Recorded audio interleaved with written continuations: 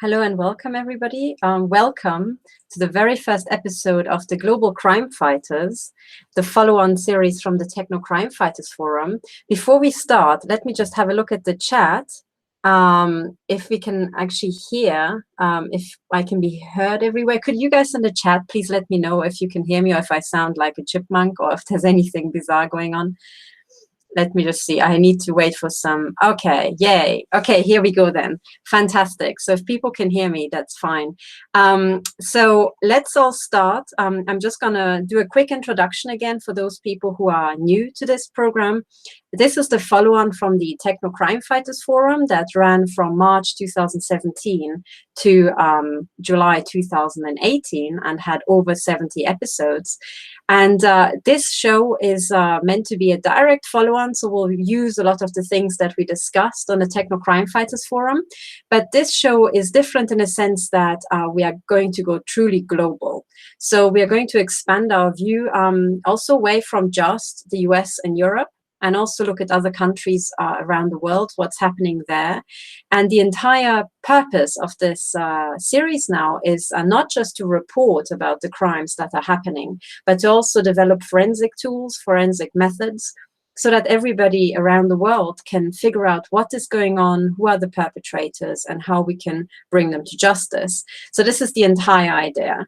I will have guests come in later, and they will also explain what's happening to them and what to do about all these different crimes. And I have to say that a lot of the crimes that we are investigating are extremely high tech. So for those people who maybe don't know, I am originally a high-energy physicist. I worked as a particle physicist at the German electron synchrotron, DAISY, in Hamburg. After that at CERN in Geneva at the Large Hadron Collider. And I was also employed as a research fellow at St. John's College, Oxford. And I did my entire education and research career at the University of Oxford. I was an undergraduate at Hartford College, also a PhD student, and that's why I did my doctorate in particle physics. And after that, I became a research fellow. But both during my doctorate and also as a research fellow, I was also working at these off-site labs. So I was employed by Oxford University when I was working at CERN. So this is my background, and I am used to dealing with unknown scientific territory. That's the entire point of fundamental research. So this is not new to me. Not knowing what's going on is pretty much the starting point of any sort of scientific investigation. And it's also the starting point of a criminal investigation. So that's what we've got in common with, the functioning police and so on, if such a thing still exists, maybe only in Sherlock Holmes stories. But this is pretty much home ground for me. But nevertheless, I am really challenged by this investigation because the technology is so advanced. The types of crimes that we are going to be discussing in this series will be based on classified technology. Some of it is just in the process of being unclassified and being commercialized. But behind the scenes, it has already been commercialized under the cloak of the weapons industry, under the cloak of national security, which was, I think is going to turn out, was everything but. And I just have to warn you that it will go, sometimes it will be very technical. Maybe sometimes you feel it's very dry or very heavy going because we're going to talk about the most heinous crimes against humanity that, mankind has ever really committed since the Second World War, pretty much. We are talking about mass genocide, at least the scale of the Second World War, it has to be said. If we really look at how much damage this technology has done, I think it probably comes close if we knew all the deaths from that. So be prepared. It's going to be hopefully intellectually challenging, but also don't despair, because I am also a victim. I get assaulted with this modern technology. And very often I'm at the absolute end of my tether and at my physical coping capabilities.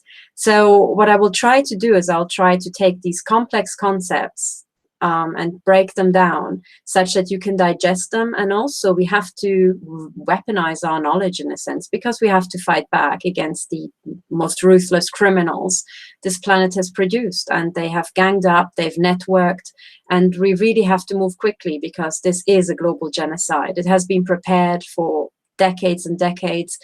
It is going to be, and it is being executed with this modern technology that is going to take large parts of the population by complete surprise. So two things are absolutely essential in all this: that we start acting very, very fast, and that we all know what's going on.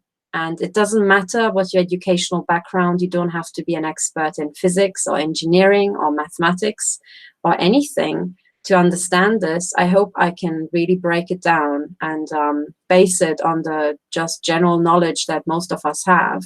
And I also encourage you to go out and graze, because there are so many resources out on the internet, and there are wonderfully clever people who have explained all of this. And I used their resources when I was trying to understand, for example, the law, finance, the deception that is going on in both those areas, when I was trying to understand white collar crime, and all the various forms of it and its history.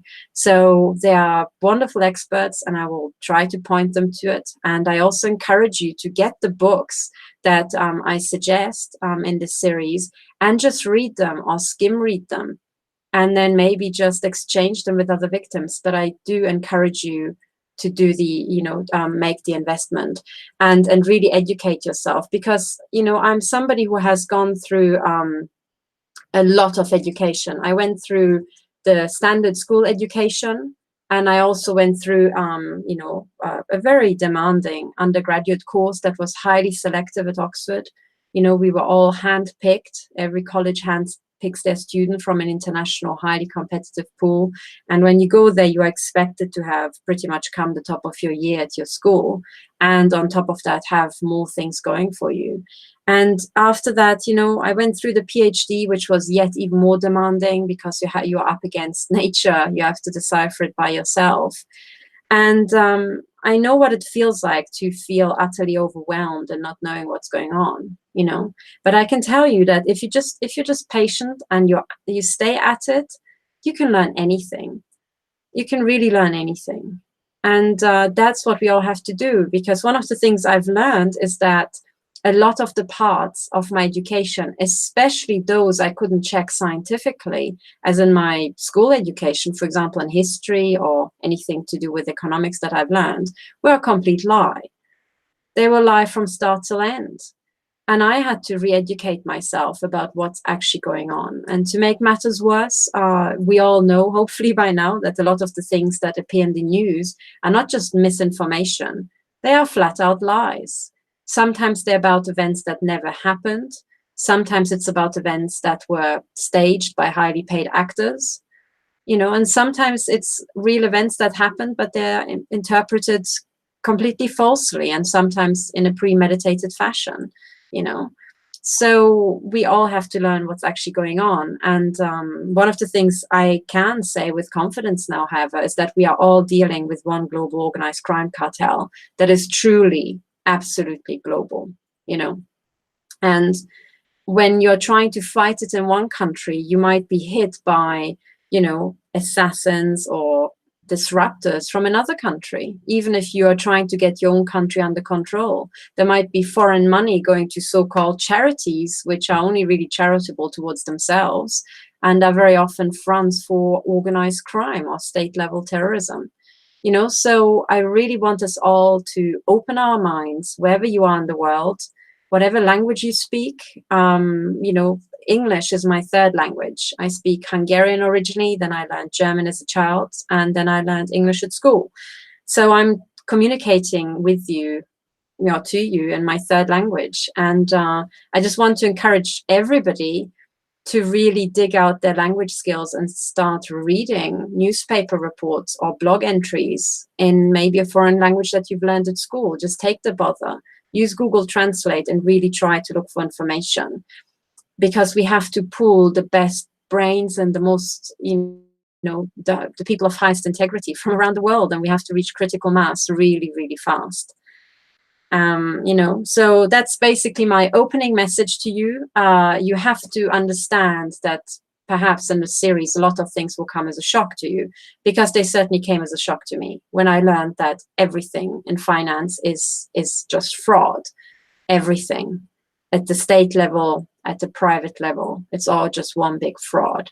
When I discovered that large parts of the judiciary are fraud, a criminal fraud, with actual real life criminals planted there, you know, with child abusers and rapists and, you know, it's worse. So be prepared, keep an open mind. And what this show is also trying to achieve is that we start respecting each other across the globe. So I don't mind where you are. You might be in China, Russia, the US, in Iran, Pakistan, or in Iceland. I really don't mind because we don't have each other as an enemy.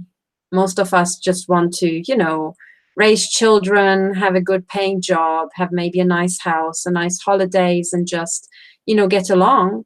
But there's a certain breed of human being that is highly psychopathic, highly corrupt and criminal.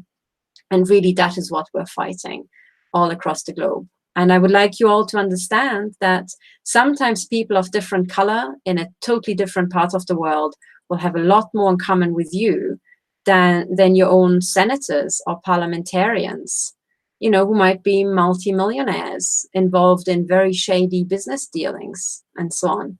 So I'm telling you, you have a lot more in common with decent people, wherever they are in the world, than you have with members of this organized crime cartel, you know? So this is my opening message. And now let's execute on this, okay? This is the promise I have to you. I'll try to deliver. Today, I've got a general selection of news, and I can tell you that one of the things I would like to do on the show is I would like to teach you everything I know. Okay, and in return, I would like you to teach me everything you know, you know. I will put out all of my research free of charge, and you can just help yourself and then, you know, learn what I know and then add to it. The only thing that I charge for is if you really would like me to help you personally, I do offer consulting services, but apart from that, everything I do is for free. And I have to say, this is how I learned the most after, you know, my academic career. I have to say particle physics was great because it's highly transparent. But I did work in medical physics, and I was less than impressed for the brief time I was there. I was working in it for about a year. And I can tell that there are scientific endeavors that are, you know, in urgent need of transparency. But then after that, when I started to study on my own, I used free resources. And I'm very much with, you know, the late Aaron Swartz was most likely murdered, you know, who was of the strong opinion that knowledge should be for free. It is a good of humanity. So this is basically it. Here's my research for free. I have to say, I do have to support court cases, and plural, actually, and fighting this crime. So I also, if you like these episodes, please, you know, think about it. Would you have, if we'd met in the street, invited me for coffee and paid for, you know, sometimes, I don't know how much it costs in the US, but in Europe, it's about €2.50 for coffee. So if you had spent, you know, €5 to just hear me talk about all the stuff for you, please think about, would you just donate €5, you know? And on my website, stop007.org, you can see how you can donate. You can find out how to donate regularly via, you know, Patreon, or if you set up a direct debit, or if you just, you know, if you like the show, you donate.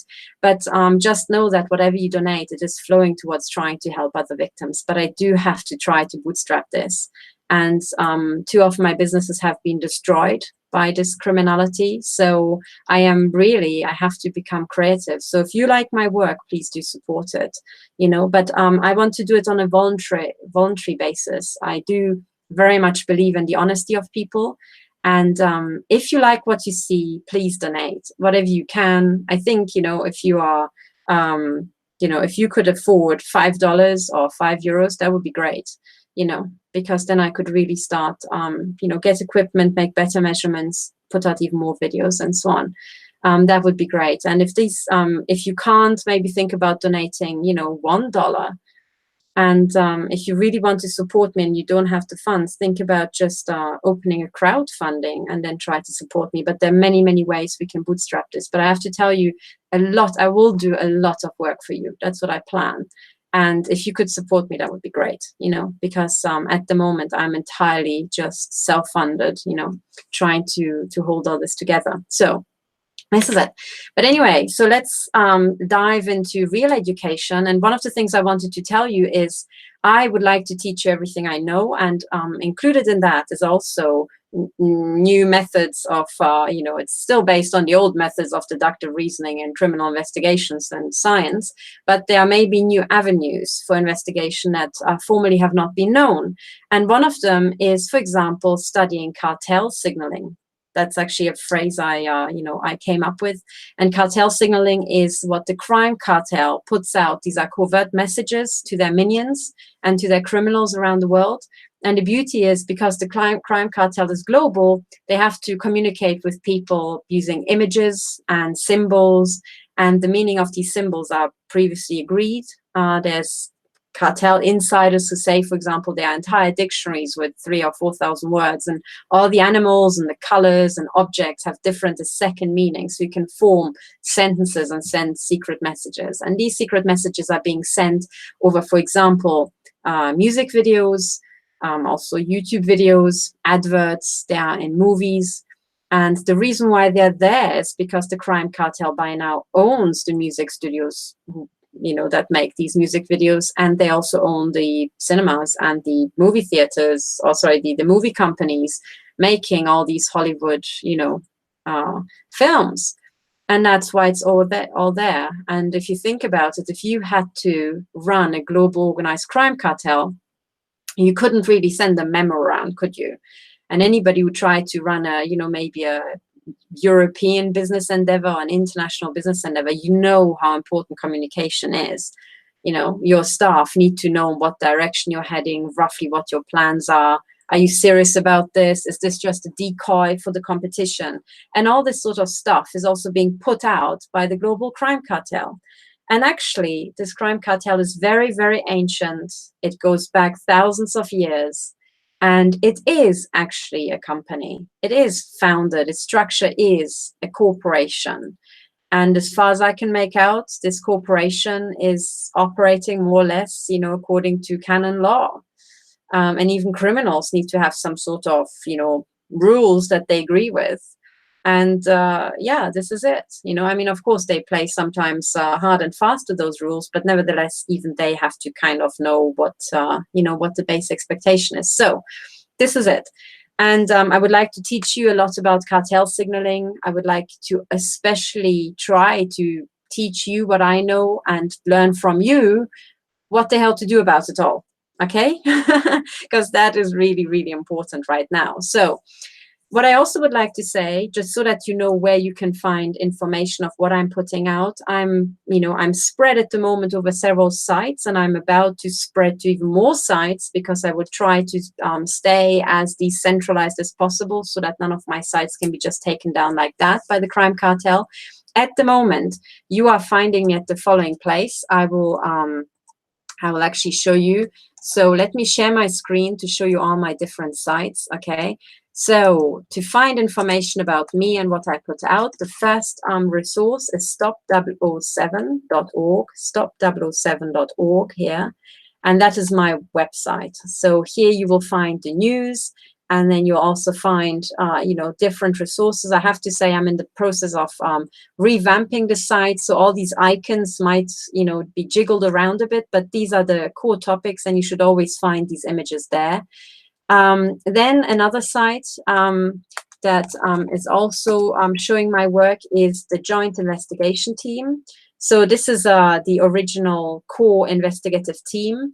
And, here you will find the JIT reports that are being put out. I also publish here all my work that I'm doing for the court cases. So you can find various letters I have sent, and you can find court affidavits. And I have to say, everything I put out here is for your download. You're very welcome to download it and include it in your court cases. You can quote them. They all come with an actual, actual reference number that's also printed on the document and so on. And so this is the second side, okay? This is the actual formal investigation, the joint investigation team. Then you can also find me, the quick news I put out on Twitter, and my Twitter handle is stop007org. It's not just stop007 because I think the intel agencies quickly snapped that up as soon as I registered the URL.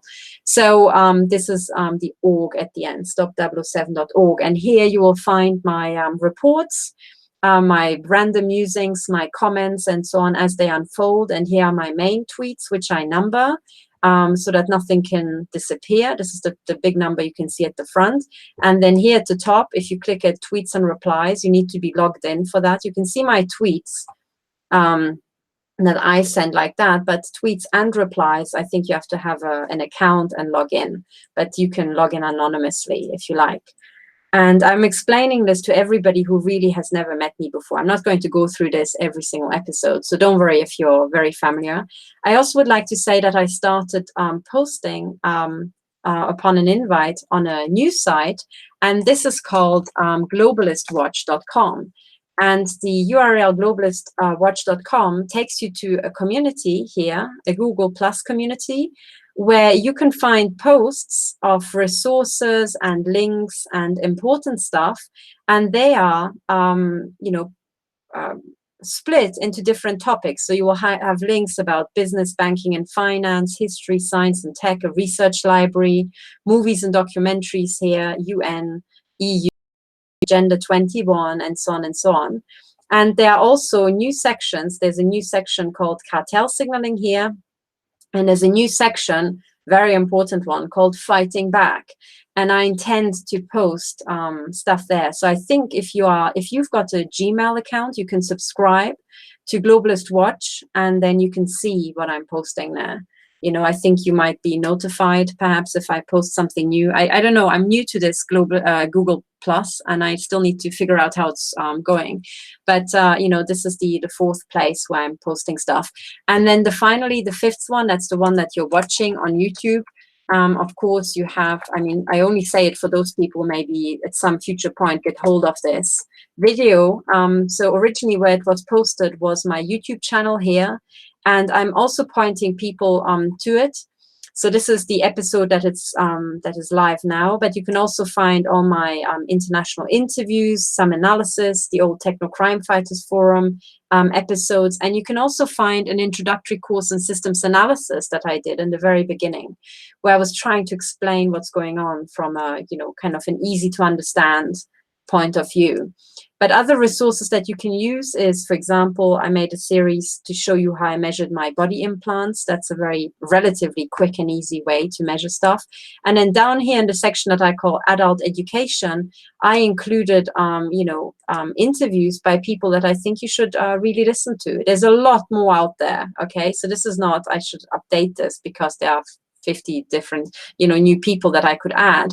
But you can find these resources there, and you can have a look, so you can use that to educate yourself, and you can find everything that I've posted. Especially on my website, I started posting documents and affidavits that you can download for your education. So I hope you make use of this. And I should also say, if you have other people you really like and find very informative, please send me the link, inform me. My email is contact@stop007.org. You will find it in the description below. So please let's share all the information that we have. Okay, sorry, this was the very, very lengthy introduction. I hope I haven't lost anybody. So now let's dive straight in. I would like to start with the Global Crime Fighters. And as the name already says, this is about crime fighting. So this is about investigating strange things and sometimes false flags, staged events, and sometimes actual real life crimes that have happened. And now with the global view, I would like to start off by jumping straight to Venezuela. Okay, so this is what we're going to get onto. Then I also would like to say, depending on how much time I have, I also would like to talk about, some things that happened in the UK, some things that are happening to me here in Switzerland, and so on. So I'll keep it really, really mixed, And for those people also who don't know me, as I said, I speak Hungarian. I'm originally from Transylvania, which is now part of Romania since after the First World War. But I grew up in Germany, and as I said, I studied at Oxford. So my experience is very mixed and very European. So I'm familiar with, Romania and Hungary and Germany and the UK. And now, personally, right now I live in Switzerland. So this is my experience. Unfortunately, I've never left Europe, so I've never been to the US or any of the other continents. So please, you have to send me links and you have to inform me what's going on in your part of the world. But please take the courage to do so. And also, if you think that you have somebody who has a very good track record, maybe somebody who's important for your country, who's really fighting against crime, for integrity and honesty and transparency, I'm more than pleased to have them on the show and, have an actual discussion with them. If I invite somebody, I would like to do two things. They have to report about large-scale crimes that are affecting large numbers of people in their country, or maybe extremely egregious crimes. For example, the locking up of a journalist because he is reporting about, egregious crimes around the world. And then the second step is that whoever comes on also has to indicate what they have tried to do to fight the crimes, actual steps that they took. And of course, the more steps that they have taken and they can talk about, the more interesting it is. And this could be anything, This could be reporting it to the police and your experience with that, and doing, for example, things like neighborhood campaigns that we have done before and are still doing, and so on and so on. Okay, so it's always this duality of, okay, there's the crimes and of course the suffering and the entire, horrific crime in itself. But the second thing now has to be, what are we going to do about it? And as we're moving forward, the emphasis will be more and more about what the hell are we going to do about it, because we're really going to speed up. Okay, so this is it. So let's start with Venezuela, okay? And the first thing I would like to point you to is, oh, by the way, I'm just throwing an eye into the chat. I have to say, and on Techno, I had more time to read the chat because I wasn't talking all the time, but today I will really struggle. But please keep posting because I will watch it again, the episodes every single time, and then I will really read the chat. And if you've got any questions, post them there and I'll try to answer next time. One of the things that I have already seen in the very beginning before I got going with the show was that people were already, mentioning things that are very, very awful and serious crimes happening to people around the world right now with this modern technology. And that is, for example, voice to skull. Now, if you're experiencing voice to skull, you're experiencing non-stop voices in your head. This could be one person, this could be a group of people. They could be pretending to be devils or gods or whatever. And I can tell you that what you're experiencing is you have a non-consensual implant in your ear region. It could be anywhere. It could be on the bone. For example, using bone conduction, it could be in your ear canal. It could be somewhere more sophisticated. And these things have been put into people en masse for criminal purposes, for purposes of human experimentation. And next week, if everything goes to plan, we might have an entire episode on voice to skull and what to do about it. It's very difficult. You need to have the technology taken out, or you need to have a court order to stop these criminals, which is difficult. But how to mitigate it, how to cope, what you can glean from it, and how you can actually use what you're hearing through voice to skull in a court case. Okay, so this is my very first reply to the chat. Otherwise, please keep posting, and I will look through it later. Okay, so now finally, Venezuela. Okay, here we are, here we come. So what I would like to point you towards is an event that was reported on the 5th of August, so during the last week.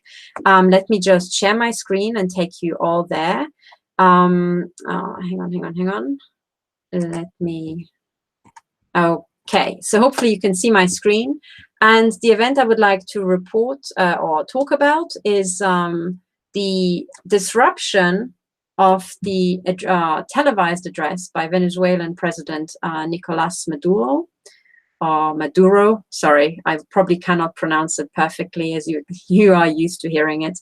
And this was said to have been interrupted by a drone assassination attempt. Now, the Sputnik article is the very first one I heard about it. And I was sent this link over Twitter. And I'm very grateful to the person who sent me this link. So please send me stuff, you know, I will look at it and I will do my best in analyzing this. So roughly, maybe since then, a lot more turned out about it. I have to check the news. I have to admit, because of circumstance and because of other projects going on, I didn't have much time to look into this after the very first day of events. So I have seen the video footage from the day, but I haven't seen what else has been uncovered. So maybe the investigation is a lot further. But my gut feeling is it is not. And I will explain why I really have this feeling that it's not very further, you know, advanced than the first day. So let me just go through and step through these events exactly as they were presented to me in this article. And so the rough idea is that, okay, there was this public address, a drone, something happened with a drone, the entire televised address was interrupted. Then, as you can see, there was crowd panic. And in the end, there were reports that a flat was on fire, and the reports were that a drone carrying explosives crashed into a flat somewhere, okay, somewhere in Caracas. So that is the general basis. And now the real issue is that we have to start becoming clever, and we have to start being able to read what is happening, because the truth is that all news reports are corrupted. The organized crime cartel has infiltrated all news media organizations, not just in Venezuela, also in the West. And we really don't know what to believe and what not to believe. Okay, so let's just be all totally neutral. And this is what I really would like to do is I would like to bring this story on board so that we start looking at Latin America. And I would like to also open your eyes. Maybe if you're in the US, things are too close to your eye.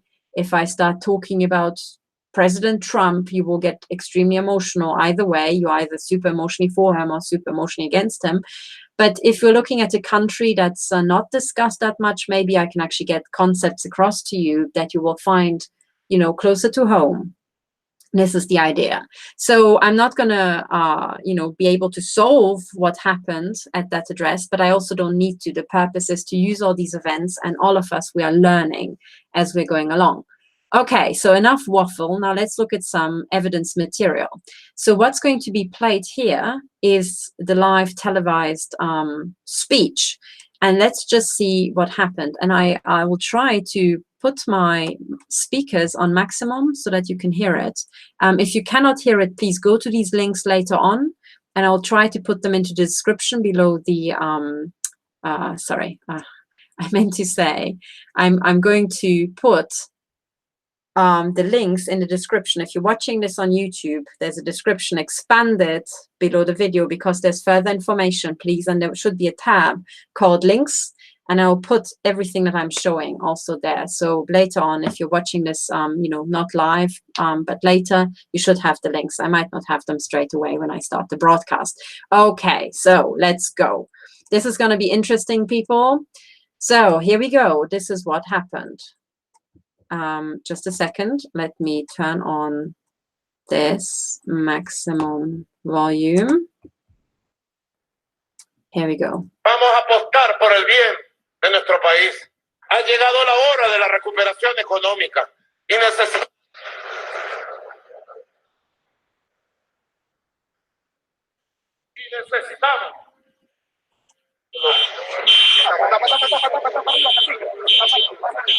Vamos por la derecha.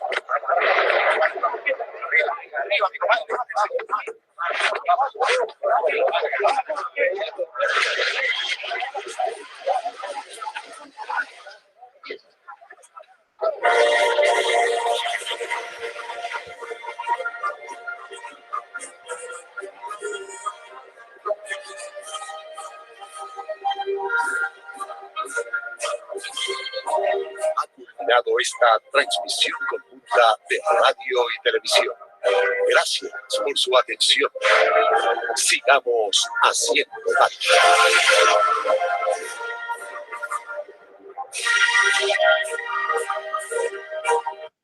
Okay, you probably thought, what on earth was that? Okay, so I think this is exactly the broadcast as it was shown on television at the time in Venezuela. And what you saw was the speech, and it was a segment, you know, a very short segment in the middle of the speech. When this event happened, you could see that there was shock on the tribune, and some things happened, and then it was cut off. So live broadcasting just cut out, and you had this very cheery, you know, very, I don't know, interesting little, you know, sequence at the very end. Very, you know, I think a standard probably for that program, a standard national little whatever compilation, you know, that just finishes these sort of broadcasts. And you could see images of happy people farming and, you know, fighter jets and all this sort of stuff. And it's, if you're in Western television, it might look totally maybe ridiculous or maybe strange to you. I have to say, when I saw this, I burst out laughing, because that's exactly what the TV broadcasts used to be like in communist Romania. And I even remember them. So back in the 80s, my family and I, we were stuck on the other side of the Iron Curtain. And I think, if I remember correctly, I was very young at the time, but I do remember things vividly, some things. I think we had something like 2 hours of television. And most of it was the speech of the dictator Nicolae Ceausescu. So yeah, and you know, this kind of like marching music. I totally recognize that straight away. So, you know, you kind of know, At first, you know, in the olden days, people would in the West would smile and would say, oh yeah, look at the Venezuelans, or look at the Romanians, you know, how nationalistic they are. But we didn't make these bloody programs. We sure as hell didn't want the fucking dictator there either. We didn't make the program. The people who made the program were intelligence agents in the employ of not even just the Romanian Secret Service, but I would say also in the employ of MI6, the BND, and the CIA. Okay, so this is what happened in communist Romania, and I will talk about it more later. It was a big fat acid stripping operation of this global crime cartel that I will explain to you is using the secret services as the enforcement arm. Okay, but anyway, I discovered a style, you know. So the first thing I thought is, okay, whatever happened to Maduro, we'll get into that. But I can tell just by the television broadcast that you guys are in the middle of an acid stripping operation by the global crime cartel, based on just the style of the broadcast and the happy marching music that was used. You know, so I immediately sympathize with the Venezuelans, and I'm thinking, yeah, we had that shit too, you know. We had the starvation, we had the hyperinflation, we had all that. Okay, so I know what shit you guys are going through. I just want to say that. Okay, so I don't want you to feel like I'm mocking anything, or just because I'm mocking what's on television, I'm mocking you. Not at all. For me, the two things are totally different.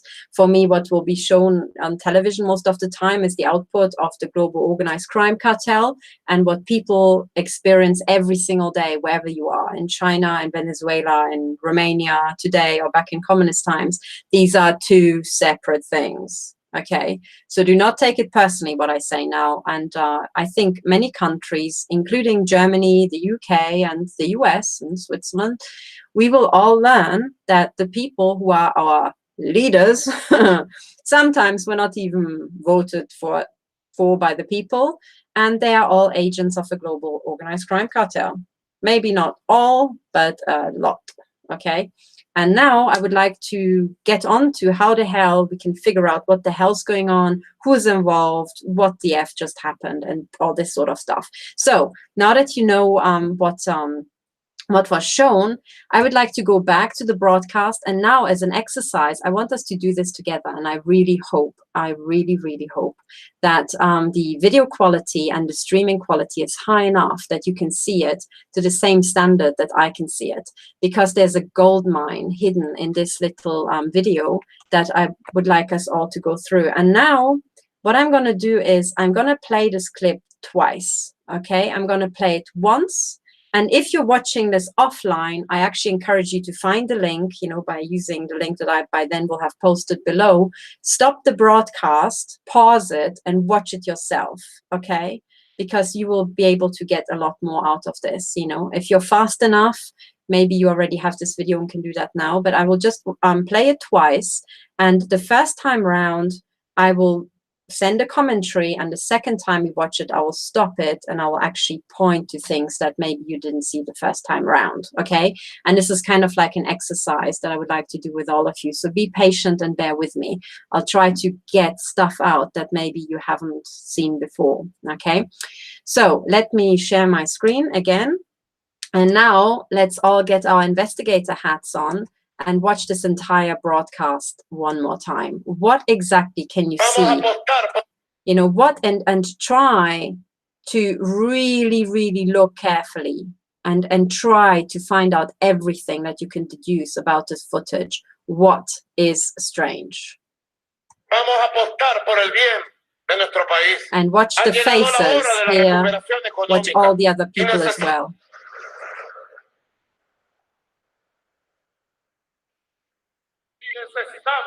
That was a face from the crowd. Now you can see some commotion there.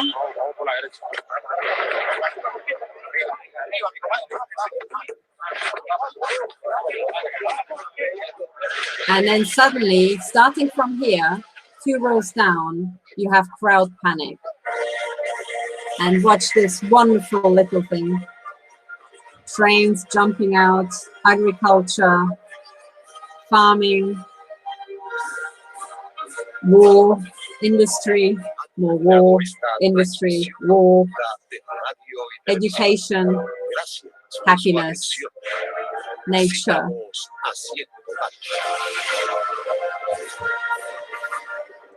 Okay, and then funnily enough, you have the same colors as in the Romanian flag, which is red, yellow, and blue. That's maybe another reason why I immediately felt at home. So, okay, so this was the footage, and now, you know, you can, if you're watching this offline, I would encourage you to just pause my broadcast and actually write down yourself before you hear my version. You know, if you're watching this offline, you have a real advantage.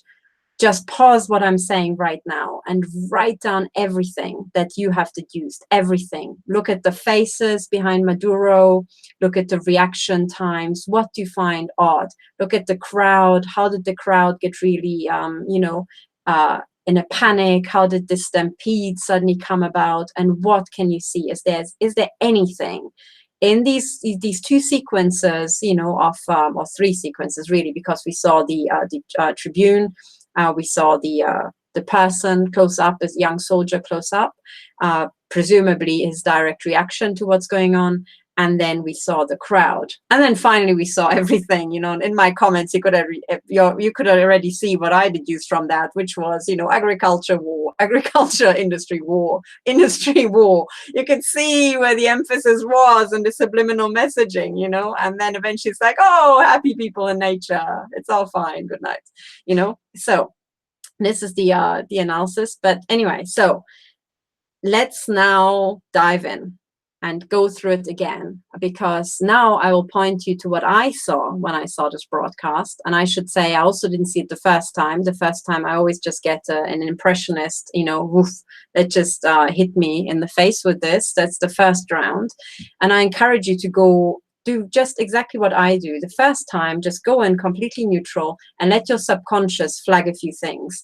then go back, analyze those few things that you've spotted, and then do a systematic investigator round where you're playing it through. I sometimes do it 16 times in a row, and I say, okay, let's look at the main person. Let's look through the entire sequence of how he reacted. Now let's play it again. Let's forget the main person and let's look at all the faces in the background. If there are 5 people, I might watch it 5 times and just watch one person's face each and see how did they react. Is there anything inconsistent? Can I read something from that?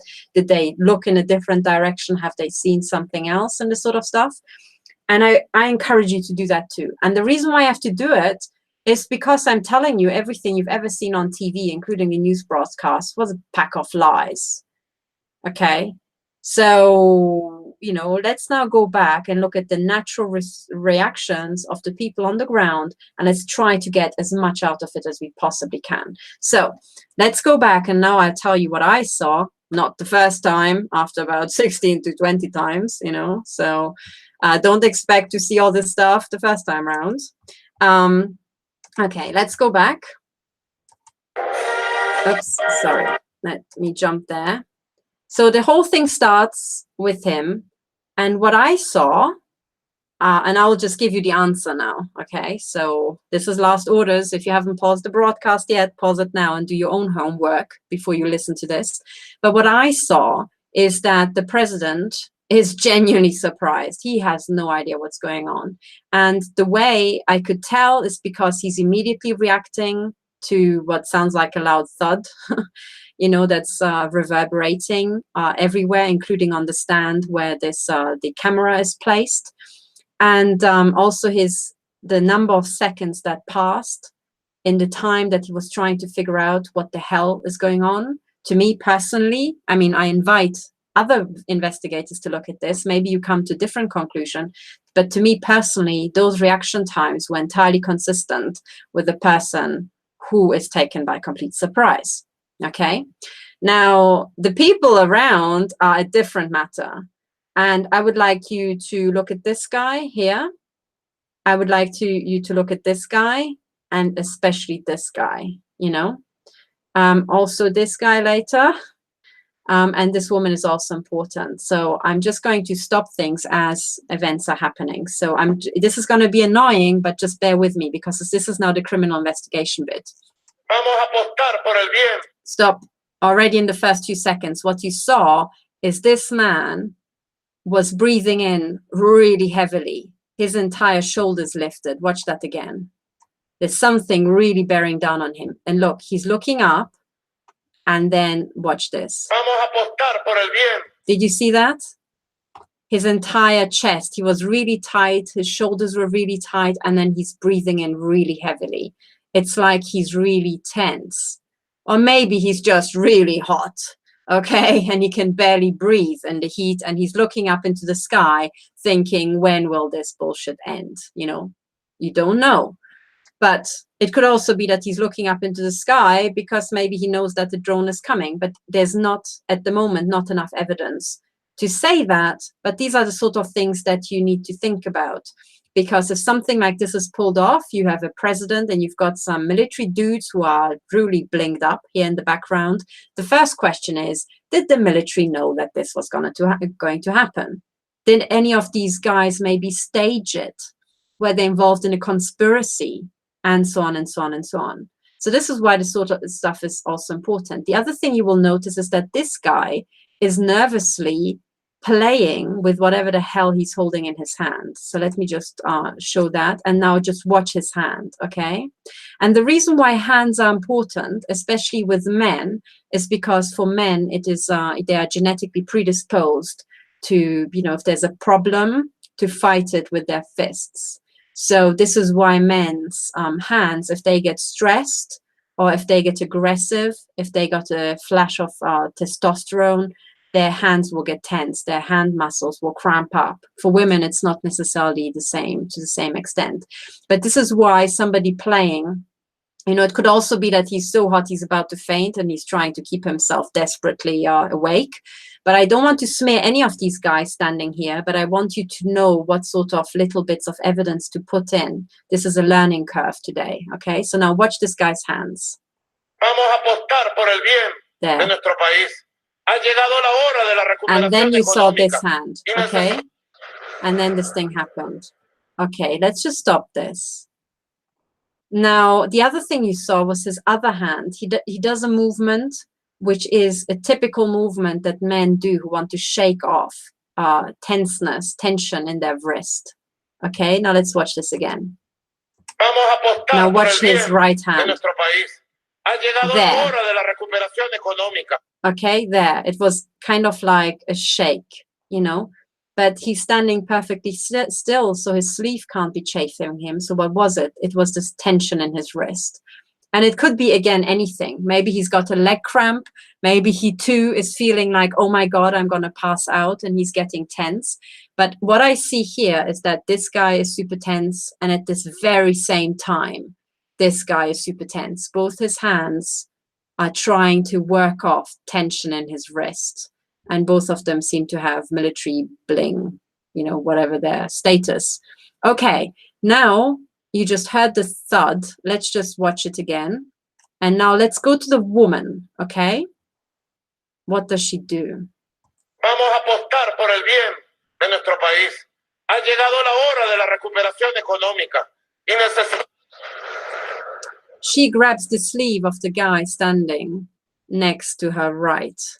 Now, if I'm not mistaken, I think this is the wife of the president. Correct me, because this is the first time I actually, see the lady. If it's his secretary, forgive me, but I actually thought it's his wife. But anyway, whoever she is, okay, wife or not wife, when a sudden thing happens, women or some women immediately reach out for protection. And the person she reached out for protection was this guy, and she grabs his sleeve. Watch this again. Vamos a apostar por el bien de nuestro país. Ha llegado la hora de la recuperación económica. Boom! There it was. And then if you watch her face, she even catches herself. She even smiles. I'll try to catch it in the right moment. Por el bien de nuestro país. Ha llegado la hora de la recuperación económica. Okay, there she is. She's looking up. She grabbed his wrist. She's looking up. He is looking over to her first. Like, what on earth happened, you know? And then she is looking up. These people are looking up. This guy's looking up. This guy is looking down. Interesting. And then she puts her hands back to herself, and already you can see a smile form in her face. Stop. It was just before the image switched. You could just see a smile. Now, I would encourage everybody to be very, very careful as we're trying to do this sort of investigation. Do not jump to conclusions, okay? Just deduce first, get all the details, make a list, and then run with it. See where it takes you later, okay? Do not judge. Never, ever judge when you are in the evidence collection phase. What you're allowed to do, though, is you're allowed to make hypotheses. And the more hypotheses you start off with, the better. You have to think of absolutely everything, because if in the beginning you don't think of a hypothesis, you probably are not going to think about it later, and you will cock up your entire deductive chain forever. You know, it will be a lot of work going back there and just undo everything that you've thought. So now let's start with the hypotheses, okay? So what we've seen so far is two military guys who are super tense. I don't know what the temperature is in Caracas, you know, when you have to stand there in full gear. I think if I have to stand anywhere in full gear, like, you know, as if somebody had inserted a ruler next to my spine, I would probably pass out after 20 minutes. But these guys are doing well, you know, they have to be perfectly silent and perfectly straight. So just because they're tense doesn't mean that they're conspirators or anything. But then again, these are pretty experienced, you know, soldiers who are presumably used to the climate in Caracas. I would pass straight out. Maybe they can last 2 hours. Maybe the speech was already going on for 2 hours and they were reaching the end. No idea. You know, it doesn't matter. But these are all the different hypotheses. So first of all, you just observe what you see. Then you think of different hypotheses. Maybe he was tense because, I don't know what, his wife is, just cheated on him, and, he thinks about this guy and how he's going to get a divorce. Maybe he's tense because, I don't know what, something else, he's got a leg cramp. But if you can see more people being very tense at the same time, it could be a cluster. So eventually, if you're going through all these different options, you should say, okay, there's also the possibility, I'm not saying this is what it is, but there's the possibility, there's a hypothesis that maybe the military was in on it. And there's some sort of bigger scheme unfolding here. And there are conspirators and, maybe people who were forced into it because somebody held a gun to their wife's or their daughter's head. No idea, okay? No idea what's going on. But all I'm seeing is two military guys who are super tense for whatever, reason. And they are very, very tense at the very same time. And they're very, very tense at the very same time, just seconds before impact or before whatever made boom, whatever. We don't even know. Something made a lot of reverberation, and everybody started looking up. So whatever made boom up in the air, on the floor, or wherever, Okay. Then we see a woman who is, I think, the wife of the president, but, I have to check that again. And so should you, by the way. Don't just rely on what I'm saying, because I might cock things up. So, check. But then as soon as something shocking happens that I don't think she expected, she immediately grabs the sleeve of not her husband, but maybe he's standing further ahead. She grabs the sleeve of somebody who is either, there's some sort of trust basis, either she trusts this guy and she's looking to him for protection and help, either because he's security personnel, it's her personal bodyguard, and that's why he's standing there, because any bullet coming from that angle would have to go through him. Maybe that's why. Maybe this is somebody, a long acquaintance, a good friend of hers, somebody who has tried to take care of her, tried to support her, or it's somebody who she's got an affair with. And of course, the last one is the most salacious and the one that everybody would really love to talk about, and hey, more about it. But I'm not saying that this is necessarily what it is. It could be, but it needn't be. And the most important thing is that you do not screw up the deductive chain. You leave these three hypotheses until you can exclude the other two, and this is how we're running, okay?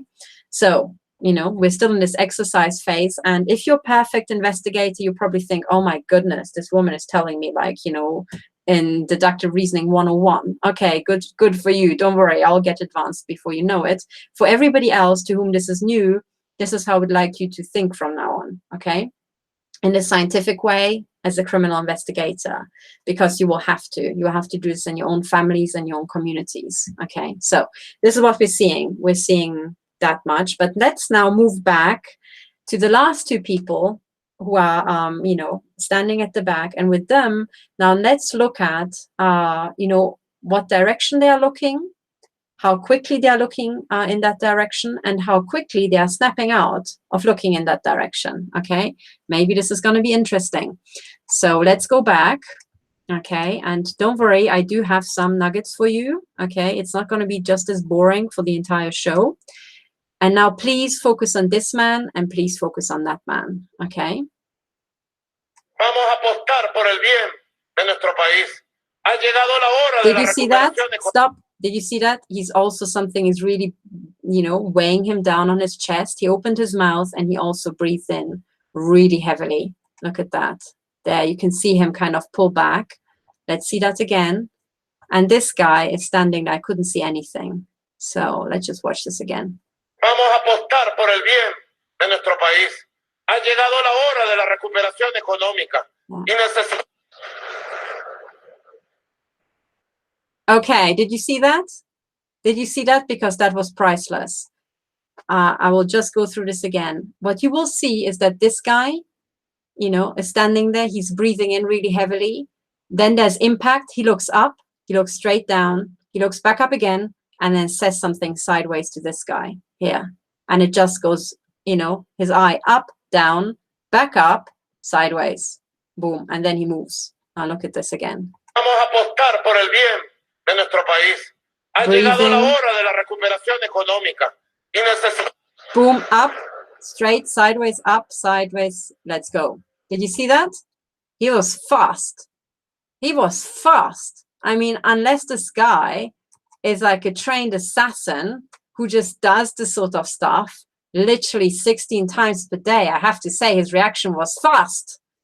Look at this again and look at the face he's pulling. He pulls a face like, what? Oh my goodness, what's this? But then he looks down. He doesn't look back up into the sky, searching for maybe more stuff that might be coming from the sky. Look at her, she freezes. This guy, look at how long he's looking up, you know? Look at this again. Vamos a apostar por el bien de nuestro país. Ha llegado la hora de la recuperación económica y necesitamos. Up, down, sideways, up, down, let's go. I don't really know if he said let's go, but this is what it sounded like. And then he moves. Look, this is the snide, quick glance sideways, maybe a control look to somebody. That person is still looking up. That person is still looking up.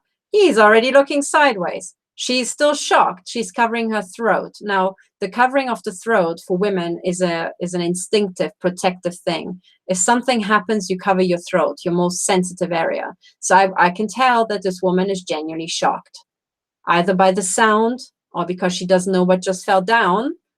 But then she recovers from that shock amazingly quickly, and she's got a smile on her face because she catches herself that she reached out for this guy, and she pulls herself back. Look at this. Boom, smile. Yay. As if this were a Christmas cracker. What the hell's going on, people? What the hell's going on? These were just the first 10 seconds of this show. And already I'm thinking, what the fuck? Now let's watch all this again, right? This guy is surprisingly stony, I have to say. And I really should go back and find out what these three gentlemen are doing for a job, which part of the military they're in. But this guy is, yeah, I think the coolest of the lot. He's like a cool cucumber. And funnily enough, he's the one who this guy turns to, as if it were prearranged. Look at this. Breathing, breathing, wrist,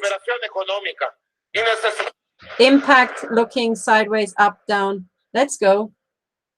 Here's the young soldier just looking, searching. And look at now at this young soldier. He just saw something. I would assume this was recorded on the day because you can see the column of these people and a building that kind of looks like what you would expect. But then again, I have to look at the forensics. But this was live at the time, as I understand. So I think this is a genuine soldier standing in the queue. And funnily enough, during impact, the TV cut very quickly to a soldier, you know. And I think that's because, it could be because they wanted to show his face. Or it could be because, you know, maybe the TV station didn't know and they saw something happened and they wanted to swing the camera away from, you know, the security situation. But now let's watch this for a final time and let's put it all together again, okay? Here they are, all relaxed, you know. Breathing, breathing, wrist. She's grabbing this guy. He's looking around. He says, okay, and moves. Now, my word, that's a can of worms already, don't you think? Because we have, what we have just seen is the footage of a president of a country. And please make up your own mind, but he looks genuinely surprised. His wife looks genuinely shocked. She's covering her throat. She doesn't know what's happening. But then she kind of like smiles and goes back into position. You know, oops. So for her, to me, the biggest concern seems to be that she's just given away her trust relationship to this guy and she snaps back into stony position with a smile on her face. Now, if there had been just Armageddon, you know, whatever, blowing up, I would so not give a damn. How my next thought would be, what the fuck, what just blew up? But she doesn't. She's like, okay, whew, oh my goodness, back. Interesting. Very, very quick, you know, for women to recover. And look at the two military guys, you know, what is happening there. So this is now one thing. And now let's look at the second part of the video, which is the crowd. And I'll show you that something extremely interesting is already in these few seconds of footage that was shown live as well. And this, ladies and gentlemen, is now already going towards the answer, or one of the answers or indications and evidence that might indicate what the hell just happened. Okay, so Let's look at this again. Please bear with me. I hope you guys in the chat are okay. I didn't manage to see it. Okay, yes, I think people are still, okay, people are still, yes, they're commenting on what I'm saying, kind of, so I think you guys can still hear me. That's great. So unfortunately, I have to run the show as a one-man show. So let's just go back. Okay. Share my screen, and now the crowd, and this is where it gets really, really interesting. Okay, so here's the face of the soldier. He's looking around.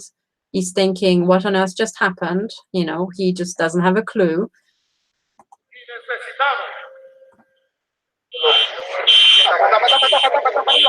Okay, panic within earshot of the microphone.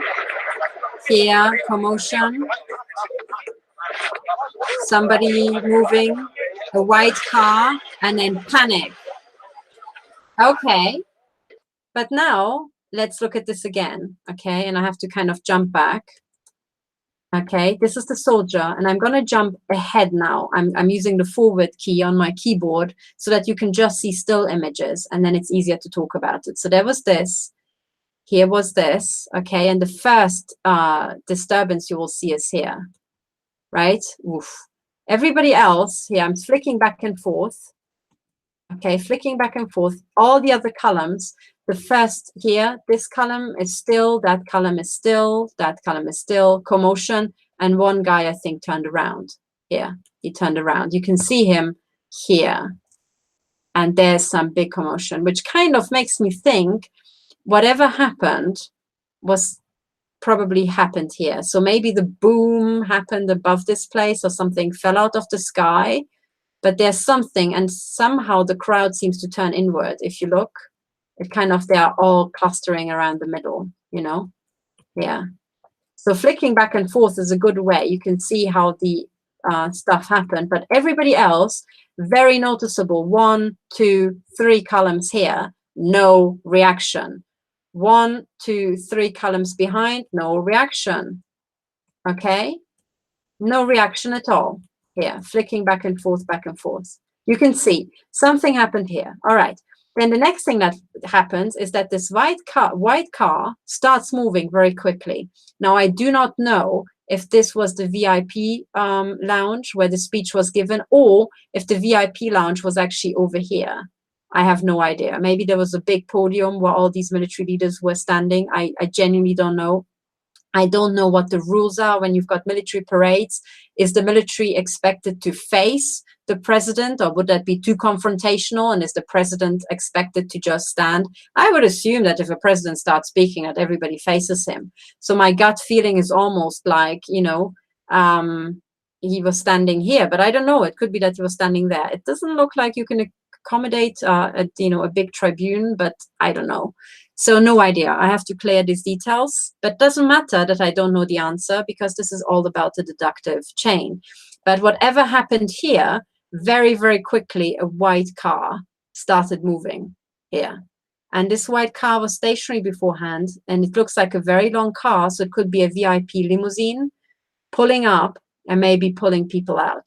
But look at the speed. So, of course, there's security. If the president was really standing here, his security details would, as soon as anything goes wrong, would say, okay, get the president out ASAP.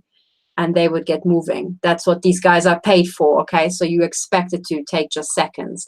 But let's just watch it again. Alarm.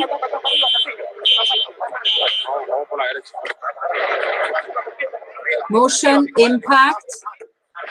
Car starts moving. Very long car. And then this. Okay, fine. Now my question to you is, if the first commotion is over here, and I'm not sure if you can see my cursor, I hope, you know, intensely that you can see what I'm pointing at. So if the first commotion is here, why do they start running over here? And you can see that there's an almost, intact column here and here. What the hell just happened down here? And remember, this is the right-hand side of the screen, and those people who know me and have heard me bang on about cartel signaling will know that on the right-hand side, if the cartel is trying to show something to its members, it will be shown on the right-hand side. Why? Because most people are right-handed, and therefore they will look to the right first. They might not stare at the right all the time, but there will be a predominance of looking at the right. Okay, and identifying the right very closely with, you know, sometimes yourself in paintings. Okay, so let's go back to when everything was okay. And now I ask you to identify down here what the hell was going on. Okay, back to the soldier. Here we go. Watch down here. What do you see? What do you see? Impact, one move, one guy moves, some movement, and then suddenly everybody starts running and breaking through the barrier. And then they are running. What just happened? There was something so scary down here that this scariness caused a stampede where an entire crowd broke through a barrier. This is pretty big, okay? So what on earth happened? What just happened here? And now watch it again. And I ask you to look at the two guys who are down here. You will see one silhouette of a person down there. And in the end, it will turn out that's actually two people. So it means that they're standing very, very close. Okay. So let's start from here. Here, one black blob, one man turning. Impact, he pushes one man out, starts walking away, running, and the other one runs after him. And as soon as the two move away, the stampede kicks off. So I would say there was something really, really scary about this guy. And as soon as he moved away, the stampede broke away, and the stampede is actually, he is running this way and the stampede is going orthogonal. So people wanted to get away. They couldn't get away that way for some reason. They rushed ahead, and in their sensation, they were rushing ahead, away from what they perceived to be a threat. Okay, now why, if the threat is running this way, why are people not running away that way? And I would say because there's probably security barriers here along the way, because there's a fairly large gap here. So maybe, you know, crowds or lower VIPs were standing here, but there's a lot of people suddenly pouring out here. So I would almost guess they were on their feet because they were up from their chairs very quickly, you know. So these people start running this way, and that's the only way they can run. And somehow this barrier, for some reason, interestingly, seems much less of a hindrance than whatever's that way. Interesting, isn't it? And as soon as they start running, the entire formation of soldiers starts running.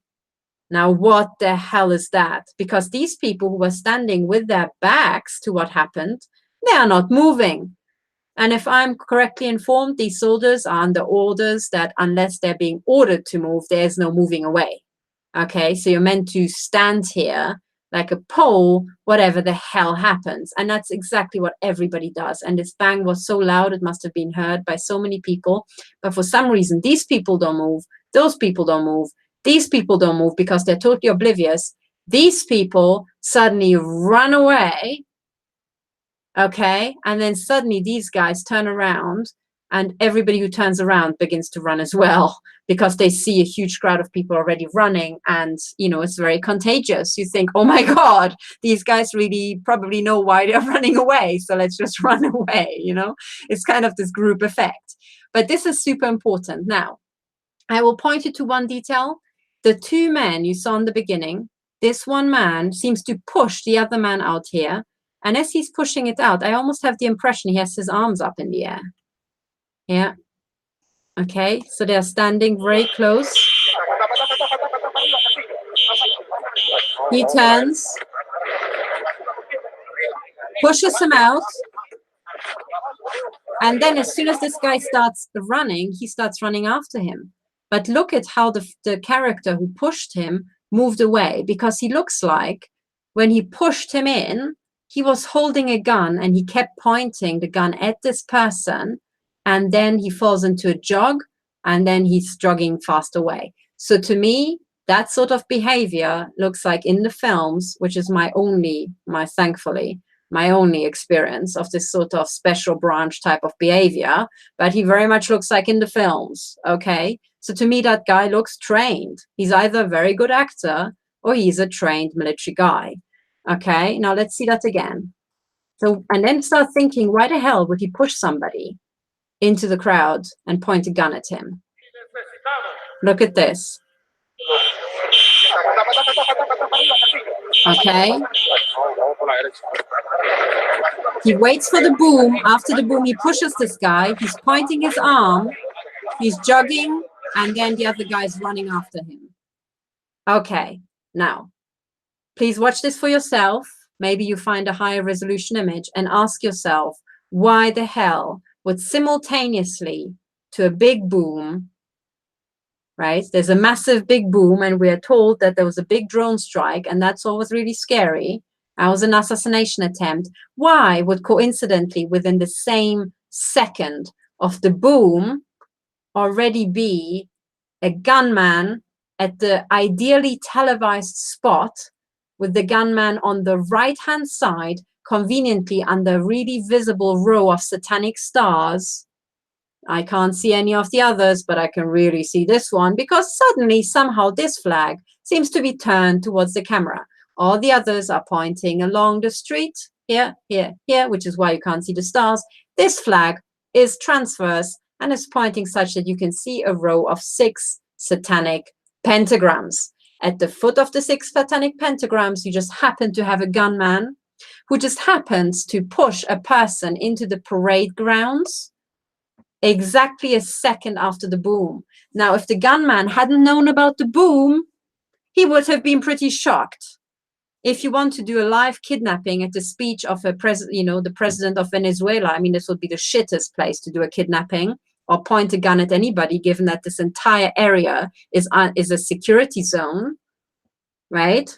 But somehow there's a gunman in the security zone pointing a gun at a person and pushing him into the ring exactly the moment when the boom happens. Now, if this wouldn't be some sort of weird bullshit, then a gunman who just happens to wants to kidnap somebody on that day of the speech of the president in the security zone would surely hear the boom, think that's great because now I can kidnap this person or rob his wallet or whatever the fuck my plan was. And while everybody's getting their knickers in a twist, I can make off through the crowd. But no, instead, he waits for the boom. He spectacularly pushes this person into the parade ground, then really openly, instead of just running away, he openly keeps pointing a gun at this guy so that everybody can really see it clearly. And then most interestingly, the person who just had a gun pointed at him doesn't stand in the security ground where he's surrounded by the country's soldiers and presumably safe. He actually resolves to run after this guy. I mean, what the fuck? How many unanswered questions in these few seconds? So let's watch this again, okay? So here you just saw this guy pushed into the parade ground. That guy's stretched out arm. He's pointing something at this guy, presumably a gun, but really nicely so that everybody can see. And if you look carefully, before he pulled this little show, he also turned his back to see the tribune here, or this, whatever, the tents, probably making eye contact with people to get their attention. I mean, what a curious gunman. And then this guy waits for an amazingly short amount of time, given that he presumably had a gun pointed at him all this time, from the guy standing behind him and being very trained in special branch type. And then he thinks, oh yeah, I'm going to leave the really safe area where I'm being filmed and I'm being safe because I've got all these soldiers with all their parade guns and I'm going to run after the guy who just pointed a gun at me. Look at this yourself here.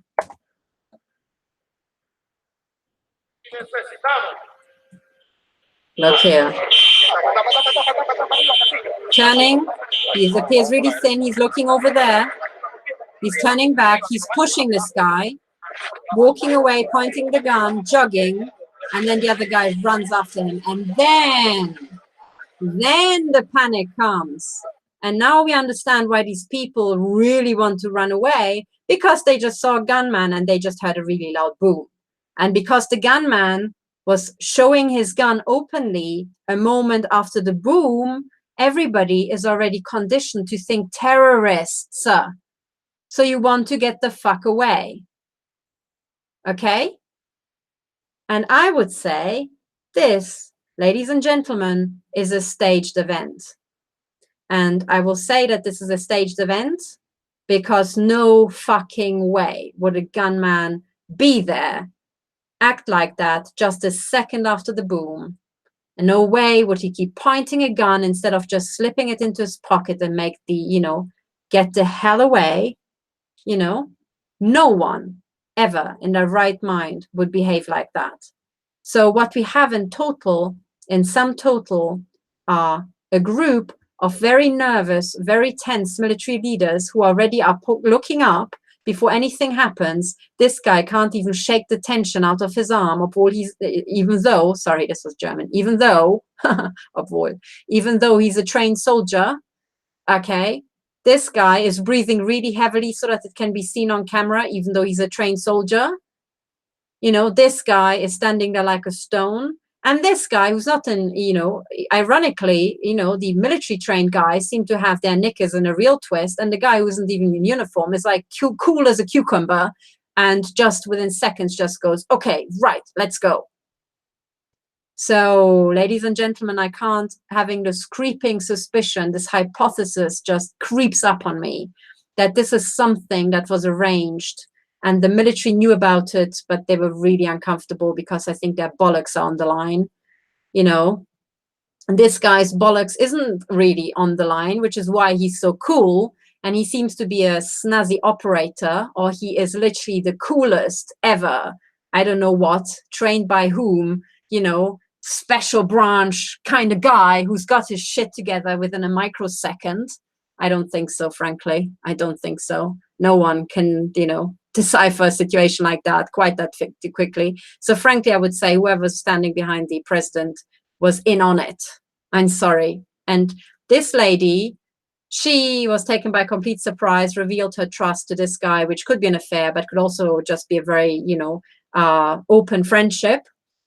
And she betrayed that actually when something happens, she doesn't jump behind her husband. She grabs his sleeve. Oh, well, you know, he's probably really busy, hardly ever home. So I don't blame her. But it's still amazing how quickly, you know, her shock that covered her throat, you know, with a hand turns into a smile. And it's like, whew, okay. It was almost like, oh, my goodness, this was louder than I expected. I can't help that sort of conclusion. You know, and then young soldier, generally surprised, something is happening over there. And meanwhile, there's a show because, ladies and gentlemen, this is a show because this is happening on the right-hand side, exactly under the column of the satanic pentagrams, the logo of the organized crime cartel. And you've got a nonsensical gunman that has no reason to be there in the security zone. And, you know, you've got a very, very little hostage, very perky little hostage that within a second of coming free from a serious, dangerous gunman who's so off his rocker, he would actually point a gun at somebody in a security zone. You know, within a second, this person runs after him. Now, the mere fact that he's the only person running after a gunman also kind of implies that he has the instincts of somebody who was trained in the military, you know, or special branch, some sort of special police unit. So very, very, very interesting. You know, here it is again. I'm not making this shit up. He turns, he looks over there, making sure he's being seen, waiting for the boom, pushing him out, you know, pointing a gun, jogging away. The guys run after him. Panic. And then another thing that's really curious, the first people to run out are wearing black and white. Did you notice that? People wearing entirely white? Does that happen a lot of the time in Venezuela? Because this is also something very interesting. Look at the panic. Here, everybody is marked red and black, okay? Now look at the first people who are really prominently running across the barrier. Or here through the gap. White, black, white, black. Interesting. Ta-da! And the white pony. Okay. And it's curious because the white pony with a horn, as in a unicorn, interestingly, in the crest of the United Kingdom, actually stands for, as far as I can make out, for the intelligence agencies. It just so happens. But the first thing we see after all this little ditty is a little galloping white pony. That's also interesting, and for my purposes. But anyway, so ladies and gentlemen, this was it, but I want to show you a bit more. And I hope the broadcast is still going. Let me look at the chat. Okay. So people are, neuromanipulation of crowds was one of the things. I would say possibly could be happening, but there's also non-neuromanipulation of the crowds, which is the actual planting of a fake gunman in the crowd. And I think the seeing somebody threatened with a gun is triggering, a very instinctive reaction of panic in most people who are not trained. Okay, so this is one video, but there's a bit more to this. And I will not be banging on too much, but I want to show you this scene from a different angle, okay? Now you can see that there's a bit more going on here, okay? You can see that this guy is surrounded by military leaders in various uniforms, So let's have a look what just happened. There also seems to be a lady already looking up into the sky here, wearing black and white and blue. Okay, whoever the hell these people are, let's see what's happening here. This guy's looking over to him. Boom! His shoulders are shocked. He's shocked. That guy's shocked. This guy goes straight to the front. Shields pulled up. Okay. And then a guy with an umbrella comes up, who's cool as a cucumber, holding onto an intercom. Okay. And then this video footage shows it from the other side. Interesting also, isn't it? Now, this guy here, he's looking over to the president just a moment before, but that could be just like, is this guy gonna be long? Because I really need the bathroom, whatever he was thinking. But when you can hear the sound, he is genuinely, actually having the only genuine reaction I would expect in the entire crowd. Look how he reacts. Looks over, swallows, boom, shock. He doesn't know where to look.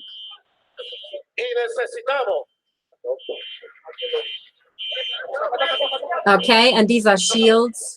And then this guy, comes up with an umbrella, just looking around. That guy is some sort of security personnel. You can see him in the footage with a button in his ear. So he's got the intercom.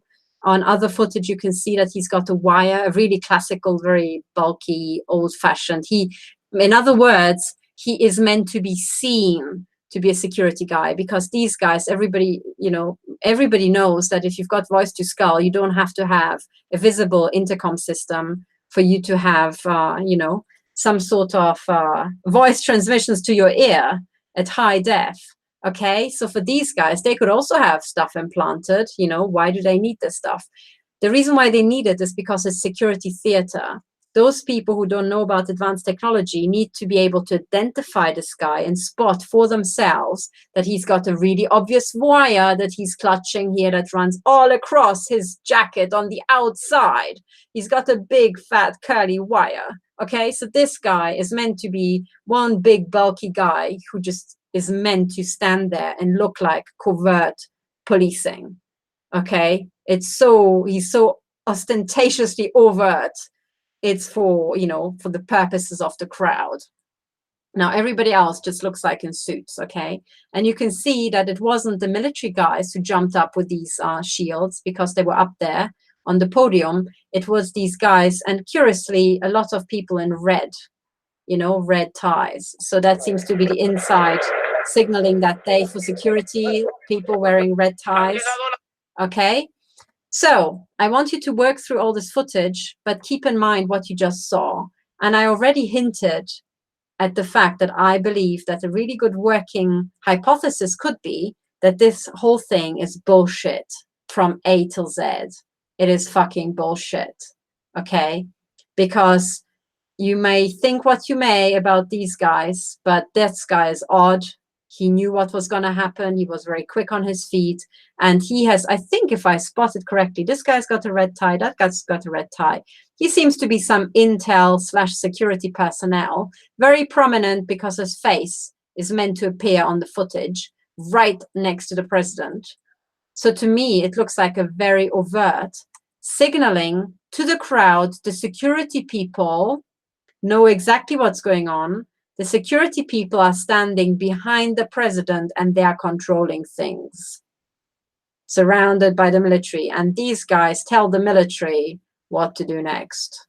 That's what I'm reading from this, because it would be the intel guys, the intel guys who would also stage bullcrap like that.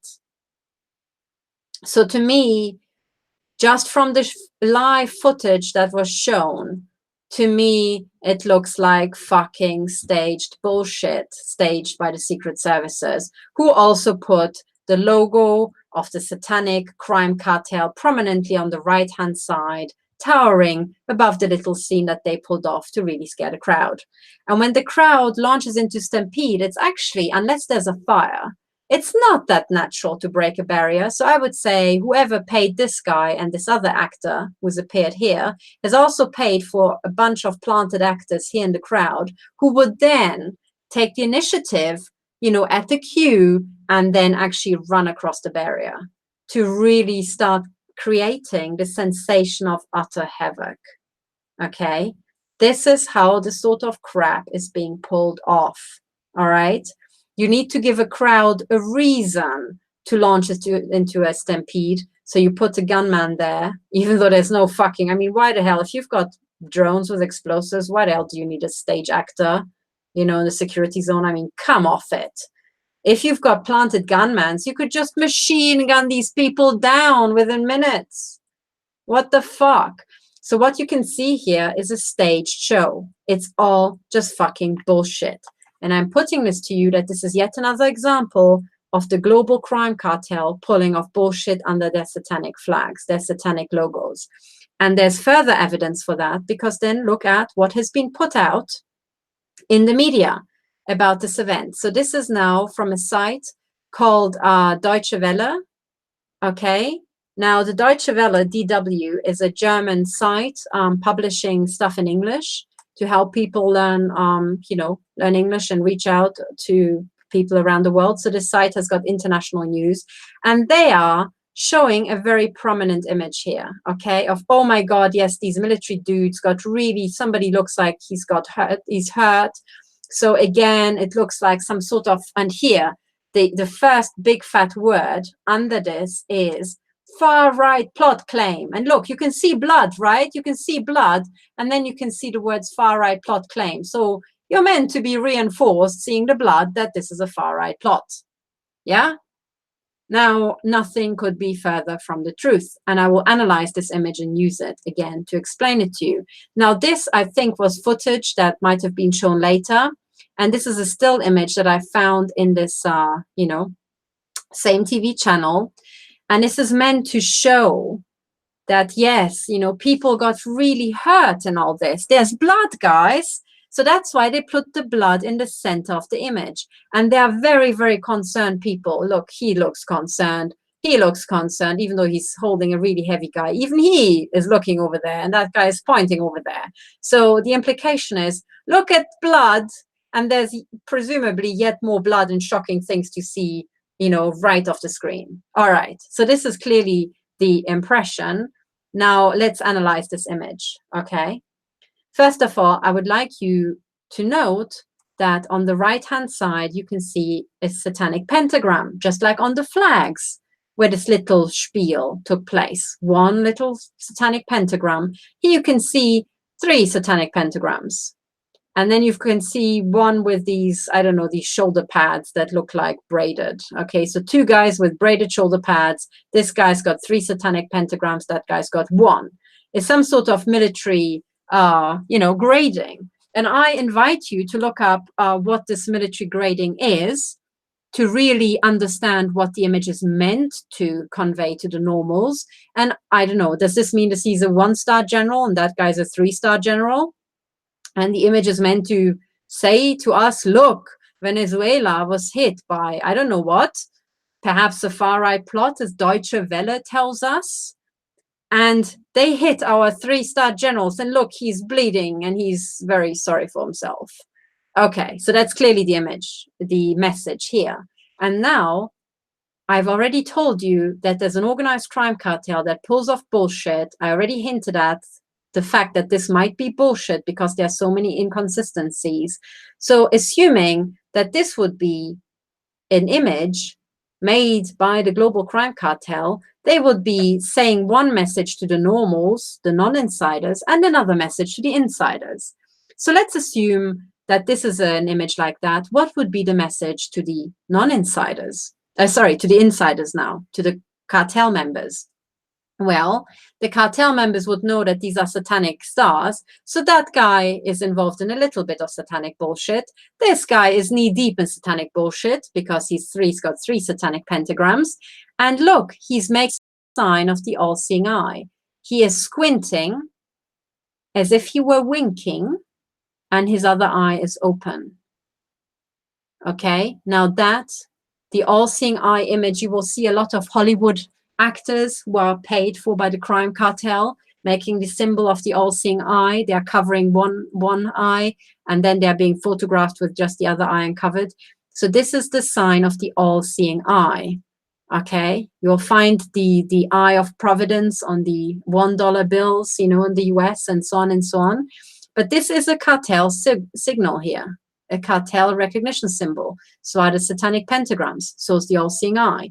And when they make this signal, the wink, it means, guys, it's okay, it's just a joke.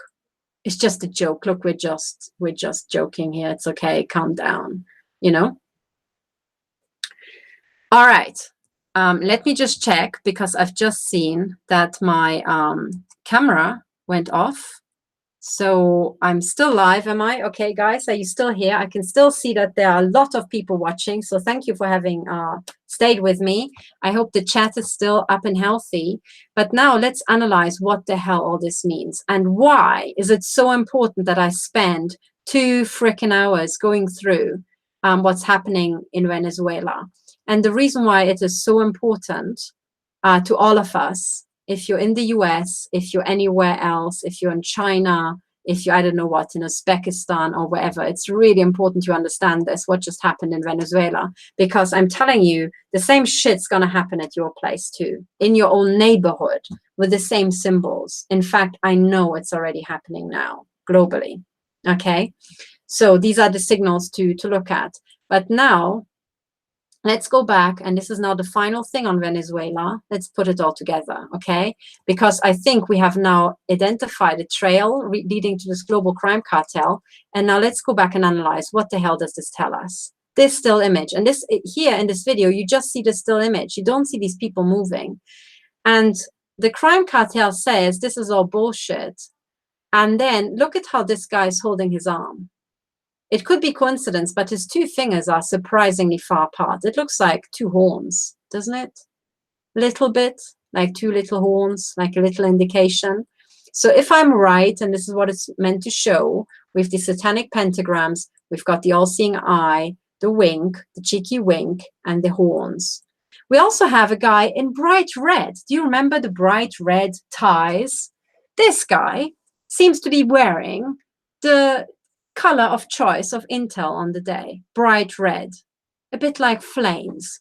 Flames and blood are also something that is, you know, beloved by the crime cartel, references to blood and flames. So, okay, so this guy's a bit suspicious, but then if you don't believe me, I tell you that there's something even more suspicious about this. Even if you're part of the world of the normals and you've never heard about cartel signaling, what is really suspicious about this is we are led to believe that, you know, this guy, who is presumably a 3-star general, has been injured.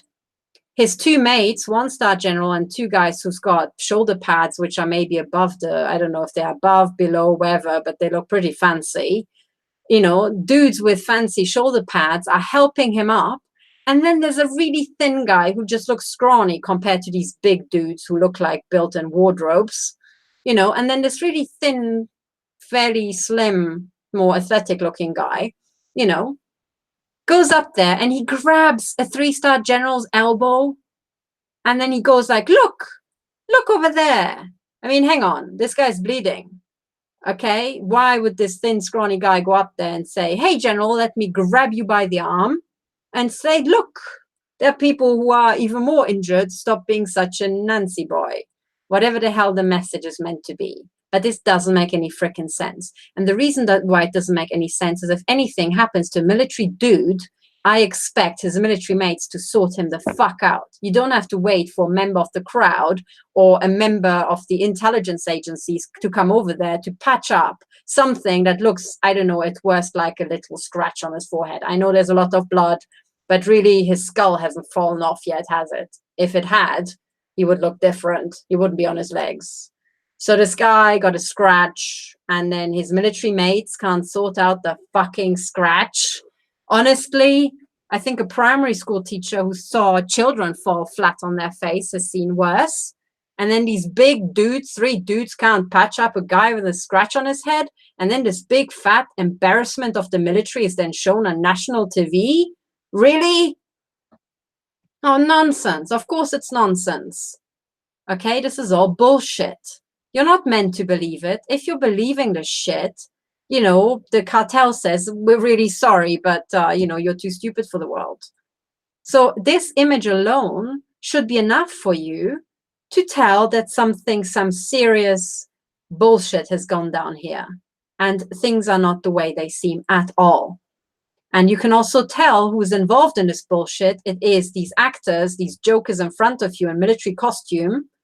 And it is guys who seem to be wearing the, you know, the colors of the intel agencies of the day. So I read this image as the people involved are the military and the intelligence agencies. And they have just taken the piss out of the entirety of Venezuela. Okay? As if Venezuela didn't have problems enough to deal with. You also have these fucking jokers. I am very sorry for you. But don't worry, we also have our own fucking jokers here in Germany and the UK and in Switzerland and in the US. You know, so we're in it together, you know, on the victim side as well. Now, you know, by the way, I mean, dude, your mom's gonna kill you because you pulled this bullshit off with your satanic friends from the cartel, and then your mom has to wash your shirt. Do you know how hard it is to get tomato ketchup out of a white shirt? Have you got any idea how tough this will be on your mom? You know, so you know, you are in big trouble, boy. I can tell that much. Okay, so, you know, we have already seen that a lot of bullshit has gone down in Venezuela and things are not the way they seem. Okay, this was one big baloney thing. And if you go back to the original Sputnik article at the very bottom, you'll see that, oh my God, you know, the drone crashed into a flat. Now, how much do you actually attach to that truthfulness, you know, of that news report? Maybe some people saw a mock drone crash in, and then somebody just started a bonfire inside the flat. Who knows? But you already know this whole thing with the drone was just a sideshow. There was so much bullshit around. I think these guys were just looking for a reason to make a big spectacular boom. And we don't even know if the boom came from the sky, if something really fell out of the sky, or, you know, I don't know what, or really light parts were falling out of the sky, and then people on the ground were just like, oh my God, I just burst this pack of tomato ketchup on my forehead, and now it's running down into my sleeve. You know, no idea. This is the way it looks like to me, you know. And the upshot is that the Venezuelan president, who seems to be totally oblivious to the bullshit staged by the military and the intelligence agencies, was just interrupted in his fucking speech. So tell me, who's running Venezuela? Is it the president, or is it the intel agencies and the military? You know? And if it's none of these, you know, ask yourself, you know, I know what's happened in Venezuela, and that people are starving and so on. People are really struggling to try to get food. Who the fuck paid these actors? Because there doesn't seem to be much money in Venezuela anymore. Who the hell paid your military and your intel to put on this little happy show on parade day? You know, who's paying them? In whose interest is it to pull off this bullshit? That's what you have to start asking. And I tell you, this wasn't in the interest of the Venezuelan people. And as a homework, I ask you, go and look up and find out and ask your Spanish-speaking colleagues to help you with the translation. What the hell was the president saying when this whole thing just blew up? Right? Or if anything blew up, when this big noise happened and people started getting their knickers in a twist. What was he talking about? Was it really important for the people of Venezuela? Was it helping the people of Venezuela? You know, was he interrupted as he was just trying to, I don't know, come up with a new economic plan? Was he scared? I mean, my honest advice to the president is that he shouldn't be scared, but he should sack a bunch of intel agents, you know, throw them the hell out, throw out the head of the intel agency, because he seems to have just staged some really embarrassing bullshit that's just going to embarrass the military of Venezuela forever after. People, look here, people in Switzerland are commenting on YouTube, you know, about what a fucking embarrassment that was. Really? Is that the only thing that Venezuelan intel can stage? I mean, don't worry, guys, MI6 is no better. You know, we've seen the shit that they've staged, you know, 7/7, you know, US intel, 9/11. Dear me. Don't worry, but can we just all sack these fuckers globally at the same time, maybe? Can we just lock them up for high treason? Or can we just lock them up for just stupidity? Can we send them back to primary school? You know, I don't know, Hollywood. Can we give them a starting internship in Hollywood to, you know, learn how to really put on a show? I don't know, but we need to do something with these people, because this was an embarrassment, you know? So, but as I said in the beginning, this is not to reflect badly on the people of Venezuela at all. You know, I can tell you had nothing to do with this bullshit that went down, you know, on parade day. You were the only people who were innocent. You were at home. You have an alibi, right? You don't know anybody in intel, nor in the military, so you're out. You're fine. But these guys, I don't know who the hell they are. You tell me, you know? So this is what you can see from a 10 to 20 second clip, you know, when the organized crime cartel puts on bullshit around the world. And if you really start to analyze it, I promise you, you will see the same symbols. You'll see the satanic pentagram. You'll see the all-seeing eye, the wink, you know, this sort of shit. You will see hand signs. You will see colors. You will see, you know, all this nonsense. And it will be universal, because all these little crooks and bullshitters around the world are members of the same club, and they're all speaking the same language. So, you know, if you're in the US, you will recognize this. Here in Switzerland, I can show you, I can show you a lot here, actually. And so it goes, and also in Britain and in Germany. So this is what I mean. This is how we all come together. We, as the people, we all have normal jobs, or those people who are not being sabotaged by the crime cartel like I am. You can live your life. And then there's this class of people that's unified around the world, pulling off bullshit everywhere. And I tell you, all of us in China, in Russia, in the US, in Venezuela, in the UK, in Greece, Portugal, in Africa, certainly in Africa, we all had fucking enough of this, okay? Because these people are dumb, they kill, all right? They actually, sometimes they put on a show, but sometimes they kill people for real. And when they're killing people for real, they're killing millions. And they're killing, you know, us, people who are non-insiders, you know, and that's why we have to stop them. So there's a global genocide happening. So this is so much about Venezuela, and I'm sorry I really banged on, but Venezuela does deserve it. Now, as homework, I would like you to dive in and find out if I'm right, and Venezuela is in the grip of a asset stripping operation akin to the one that the crime cartel pulled off in my home country, which at the time was communist Romania, and now it's just Romania, you know. If I'm right about this, as an ethnic Hungarian, I can also tell you that the crime cartel pulled off the same asset stripping, and you know, my ethnic land, where the other people who were not carved off from Hungary, like my ancestors were, where they are living. So if I'm right, look for more evidence. What's happening in the economy? what's happening with the currency, you know, what's happening to the Venezuelan people, what's happening to the social system, what's happening to the industry, the agriculture, you know. And if you're looking for culprits, you already have a thread, you know, an investigative thread, a red thread that can guide you towards answers, okay? And then when you're finished with Venezuela, you know, look at the other Latin American countries, look at Colombia, look at Brazil. Can you see the same sort of signals in Brazil? And if you're looking for the global extent of the organized crime cartel, you know, the satanic pentagrams that featured prominently because they were on the, what are they called, epaulettes, kind of, no idea, you know, on their shoulder thingies, the bling of the military personnel. You had the satanic stars there, and you had it in the flag. And you also have it, of course, on the flag of Venezuela. They have an entire, which looks like a rising sun above the ground, a rising satanic sun made out of satanic pentagrams. Now, those stars that are on the Venezuelan flags, you will find identical stars on the flag of the US, identical stars on the flag of China, you know. You'll find identical stars on, I don't know, Brazil. You'll have an entire starry sky of satanic pentagrams in Brazil, you know. Look at the flags and start thinking, what if the satanic pentagram is a corporate logo? What if, as you know, as the global crime cartel was taking over countries, it was annexing all these countries, and when it annexed them, when it took them over and staged a coup, it actually put their corporate branding on their flag. What if that's what happened?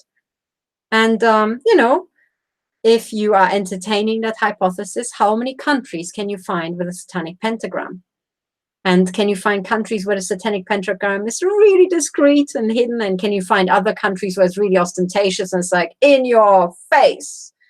And then think about what happened in those countries, you know? So you will have to do a lot of homework if you want to get the most out of these broadcasts. But so much about Venezuela. There's so much more going on, okay? Now, I know that the 2 hours are pretty much up, and I will try to be really quick. And with the next couple of items, I'll be super quick because I'll be dedicating much, much more to it in the future. But the other thing I would like to report that is very important, because that went down 2 days ago, that is the court case of Melanie Shaw, not Melanie Richard in Belgium, Melanie Shaw, who is a whistleblower about child abuse in the UK. She blew the whistle about Beechwood Children's Home, where children were raped, and she says also murdered. She was raped there as well. And she blew the whistle about very, very shocking criminality, okay? And this woman, a very courageous woman, I respect Melanie Shaw a lot. She's one of my heroes. She was locked up in prison on absolutely fatuous charges, held in solitary confinement for, I think, 2 years or something like that, or over 2 years. And, you know, and it looks like she's been intensely tortured. It looks like she's got some sort of brain damage, you know.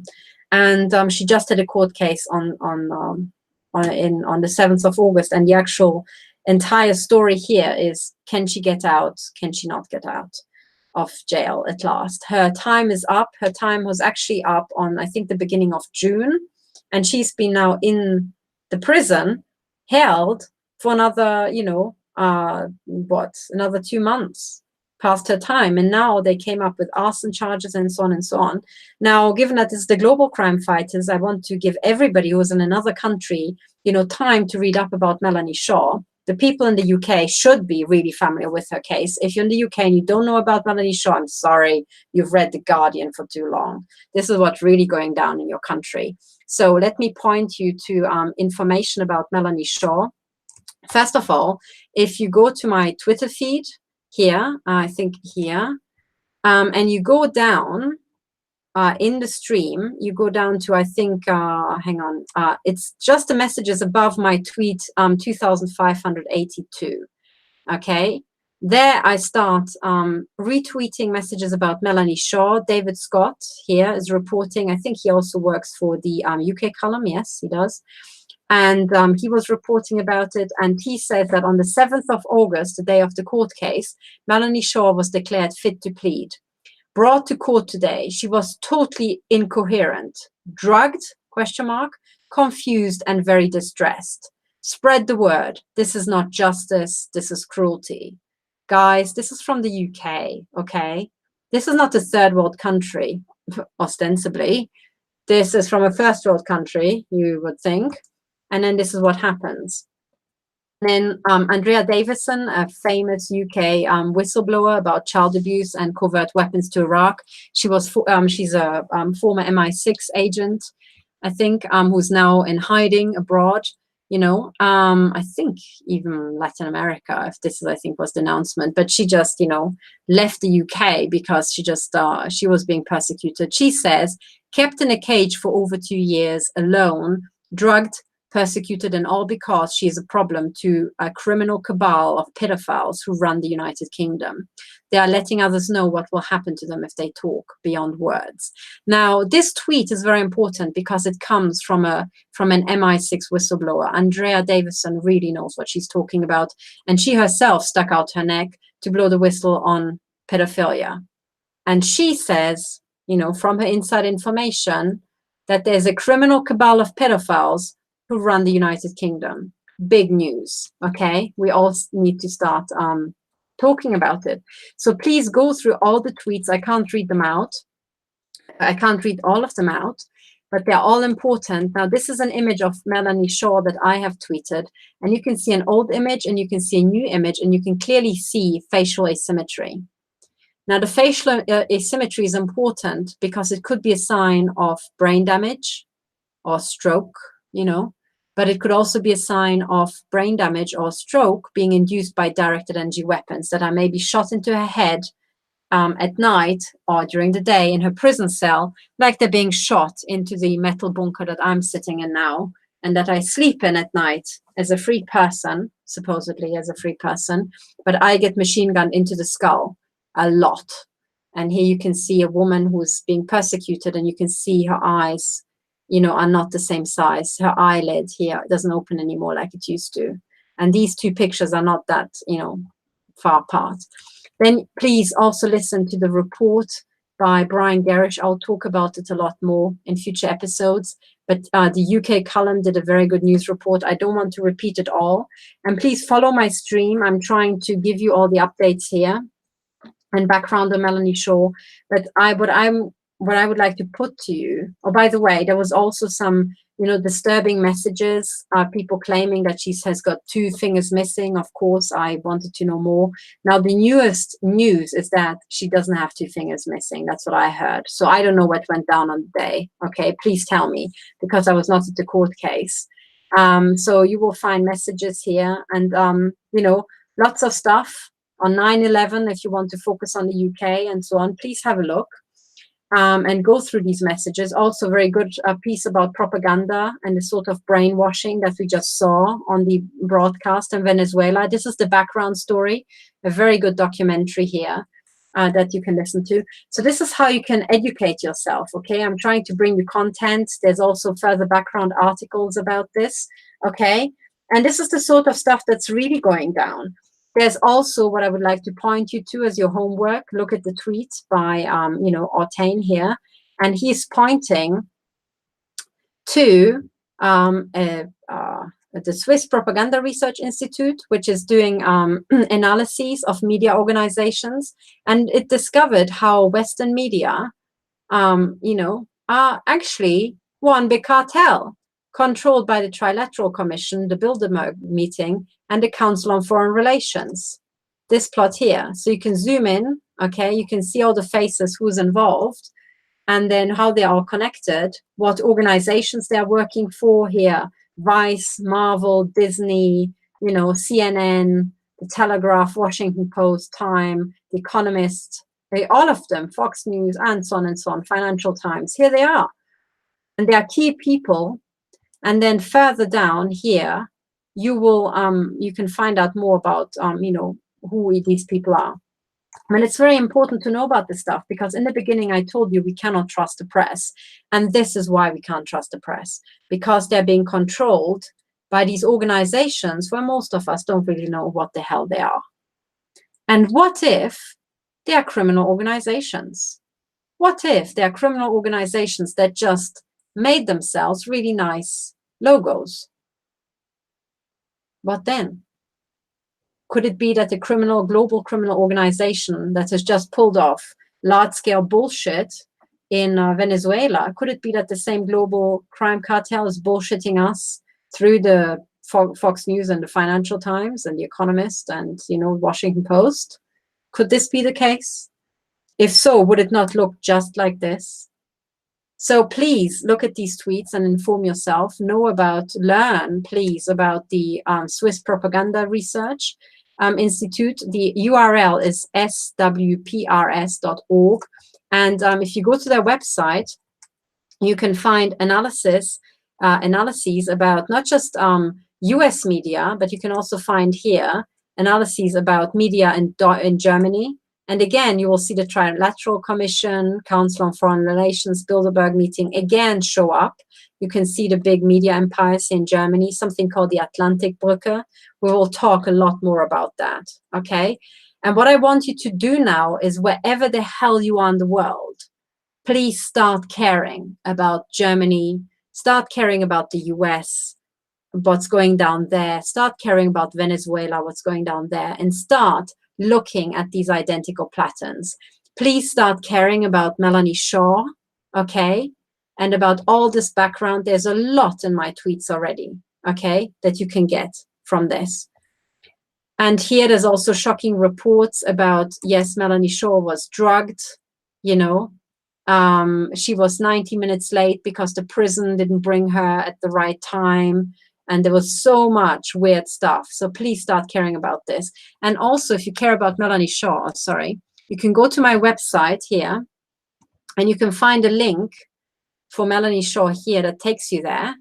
And I've made a site about what the backstory, but this is just a snapshot. Her story is so much bigger than this, okay? You can find a phone call I made to the prison. You can find letters I've been writing to the prison, because I think the prison I personally think the prison seems to be captured by criminals who are mistreating Melanie Shaw. And you can find all my letters here. You're very welcome, and emails. You're very welcome to download them, put them into your court bundles. But I tell you, Melanie Shaw's case is one of the key cases in unraveling this organized crime cartel, okay? Now, the last court hearing I knew about was the 7th of August. If anybody knows what the next court date is going to be, please let me know, okay?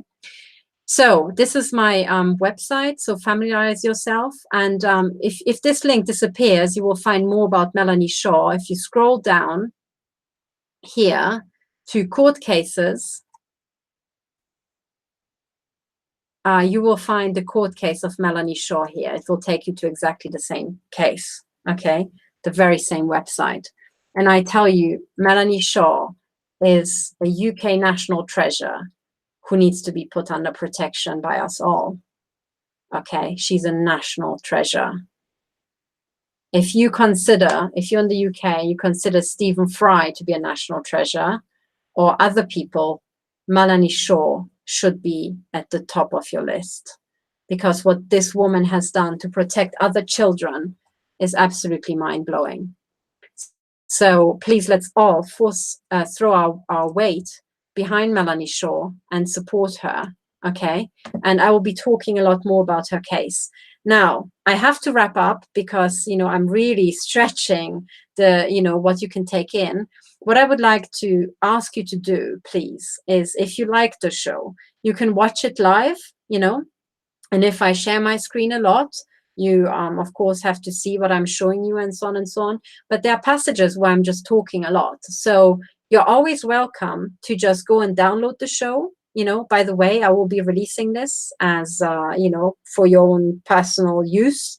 You're very welcome to download it to your personal devices and listen to it yourself. You can go to websites. If you look at how to download YouTube videos, There's clipconverter.cc that you can go to, for example. You just type in the URL, and then you can choose, do you want the MP4 format and download it as a film and watch it offline, maybe when you're sitting at the beach or something, or in the library with headphones, hopefully in the library, or you download it as an MP3 and you're listening through it to it as you're driving your car to work in the morning, you know, because I tell you, a lot of the stuff that you will hear on the car radio will be just fraud. It will be lies, you know.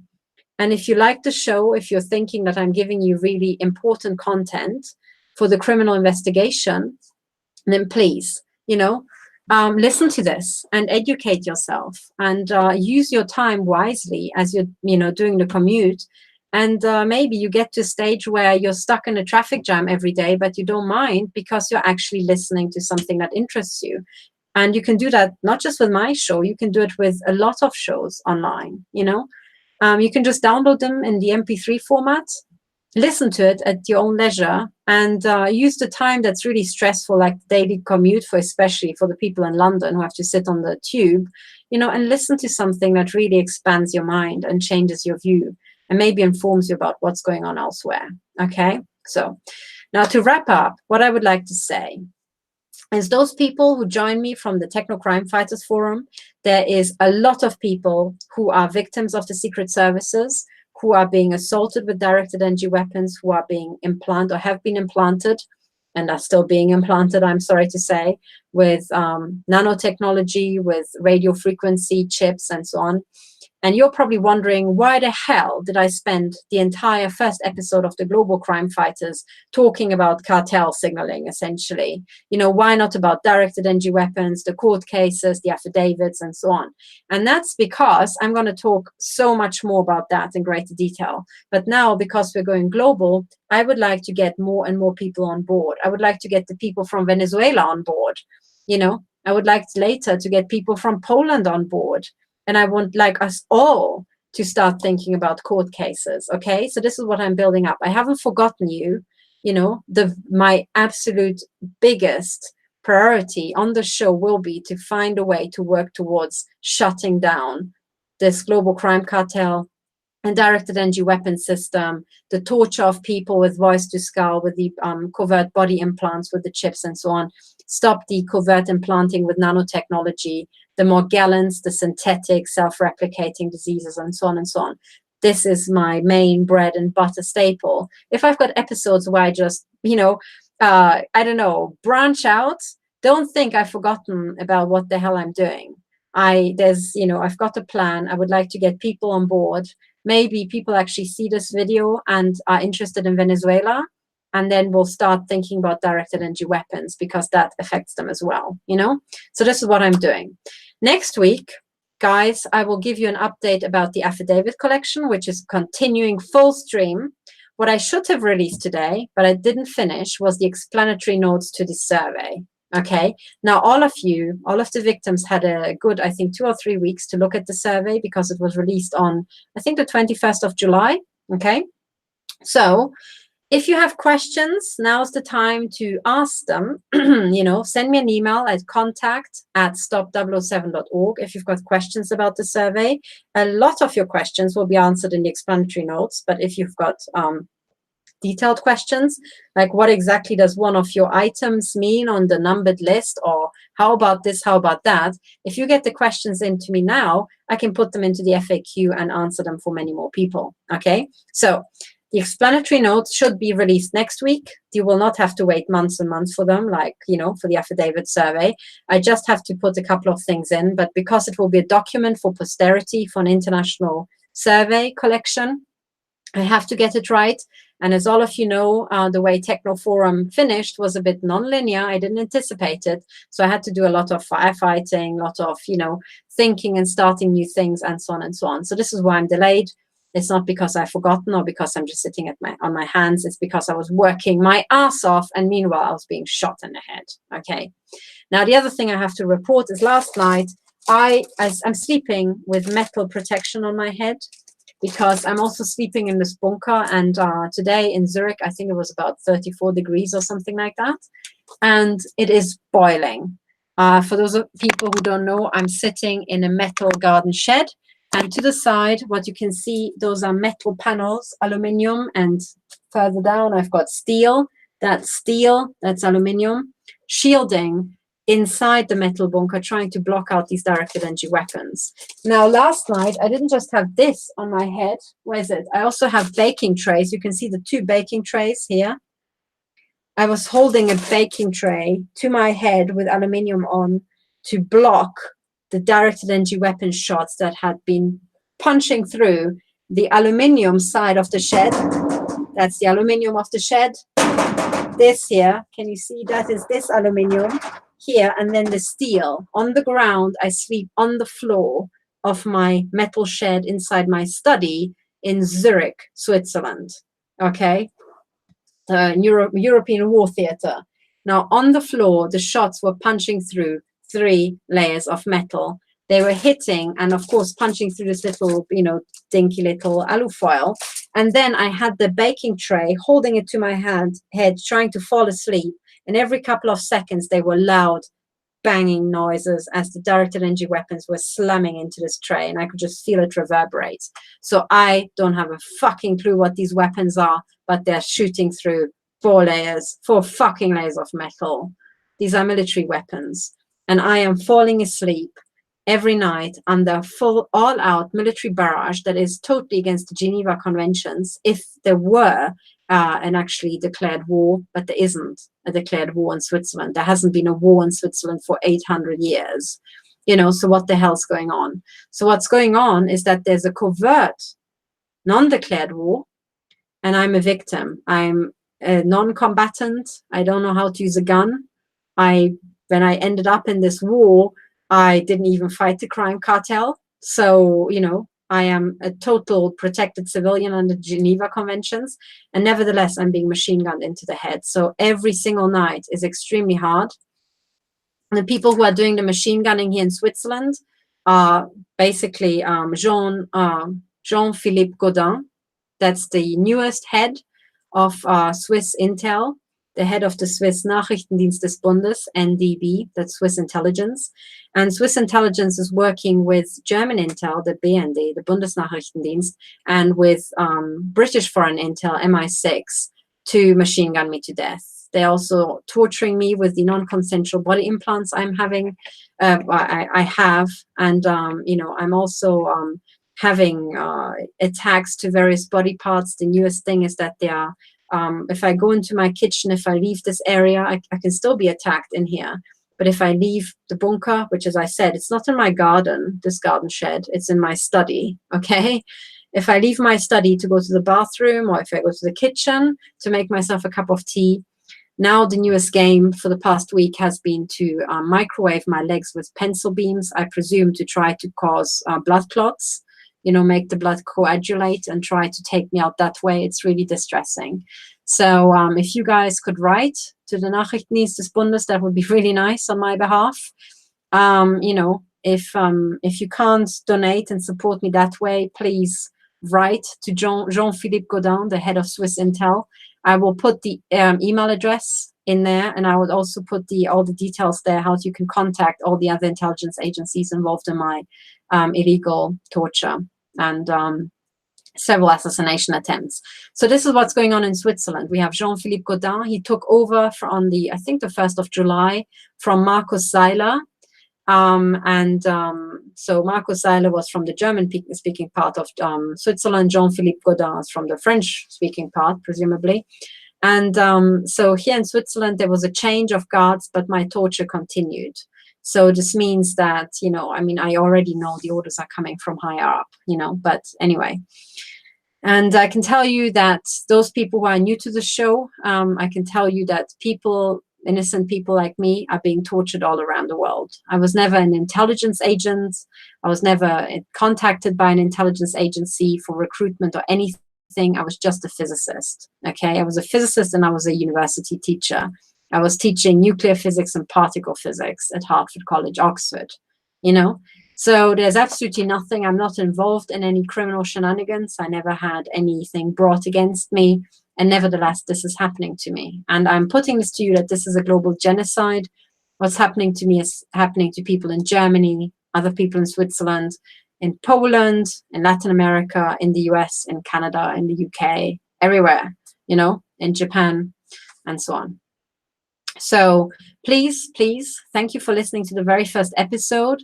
Please start caring about people like Melanie Shaw, start caring about what's happening in Venezuela, about the Venezuelan people. And as we're moving forward, I'll be talking a lot about directed energy weapons, about the non-consensual implants, but I will also on this show start talking even more about finance and about history and stuff like that, and other topics that at first seem unrelated. And if you're a victim, the reason why I'm talking about this is because aspects of what I'm talking about, you can, in fact, should quote in your court cases to stop your own targeting, okay? Now, if you're not a victim, I'm talking about this stuff because you need to learn about these things, all right?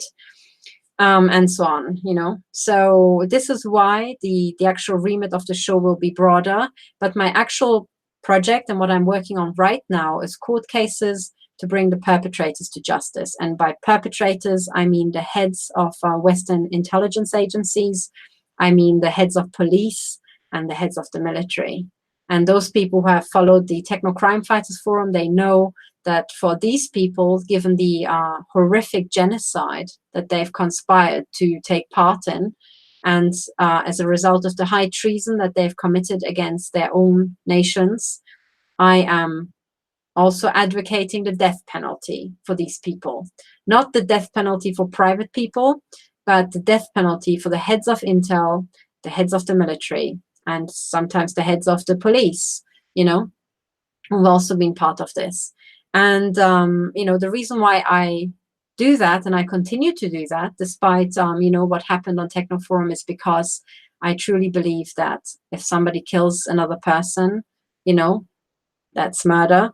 But if somebody kills many people in a premeditated fashion, you know, that's genocide or Holocaust, and those people should be put to death themselves. I really believe that.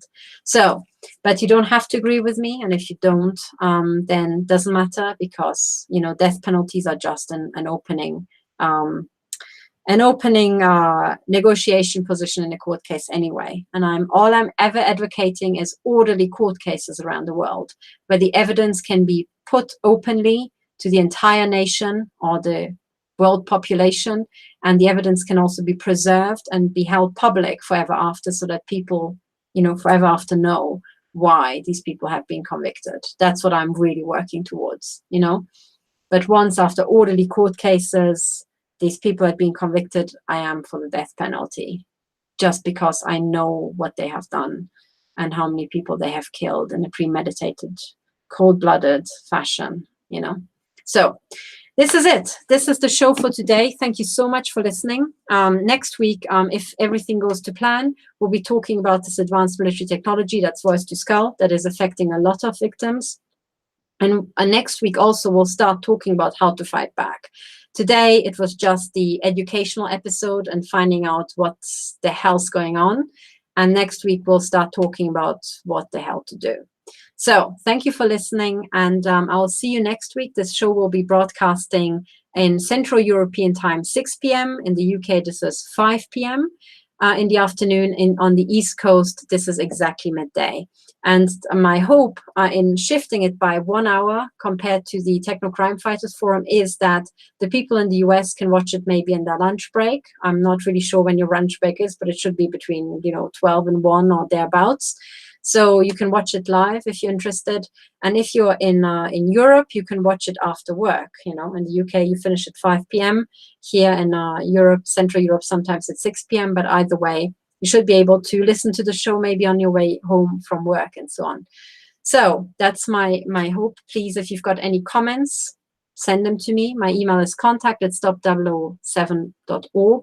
You can email me anytime. But I also have to say right now, because of the court cases, I'm also inundated. So if I don't reply, do not take it personally. And also do not take it to immediately mean I haven't read what you've written. I might have read it, might have thought, okay, I'll reply to that later when this, you know, firefighting is over, and then I forgot. So there's lots and lots of things going on. If something is really, really urgent, then keep emailing me, please. Okay? and say this is the second time, the third time in the subject line, you know, so that I see you really care about this stuff. If it's urgent, you know, keep emailing me, and don't take it personally if I don't, you know, notice it the first time. So thank you for listening, and hopefully see you next week. Bye for now.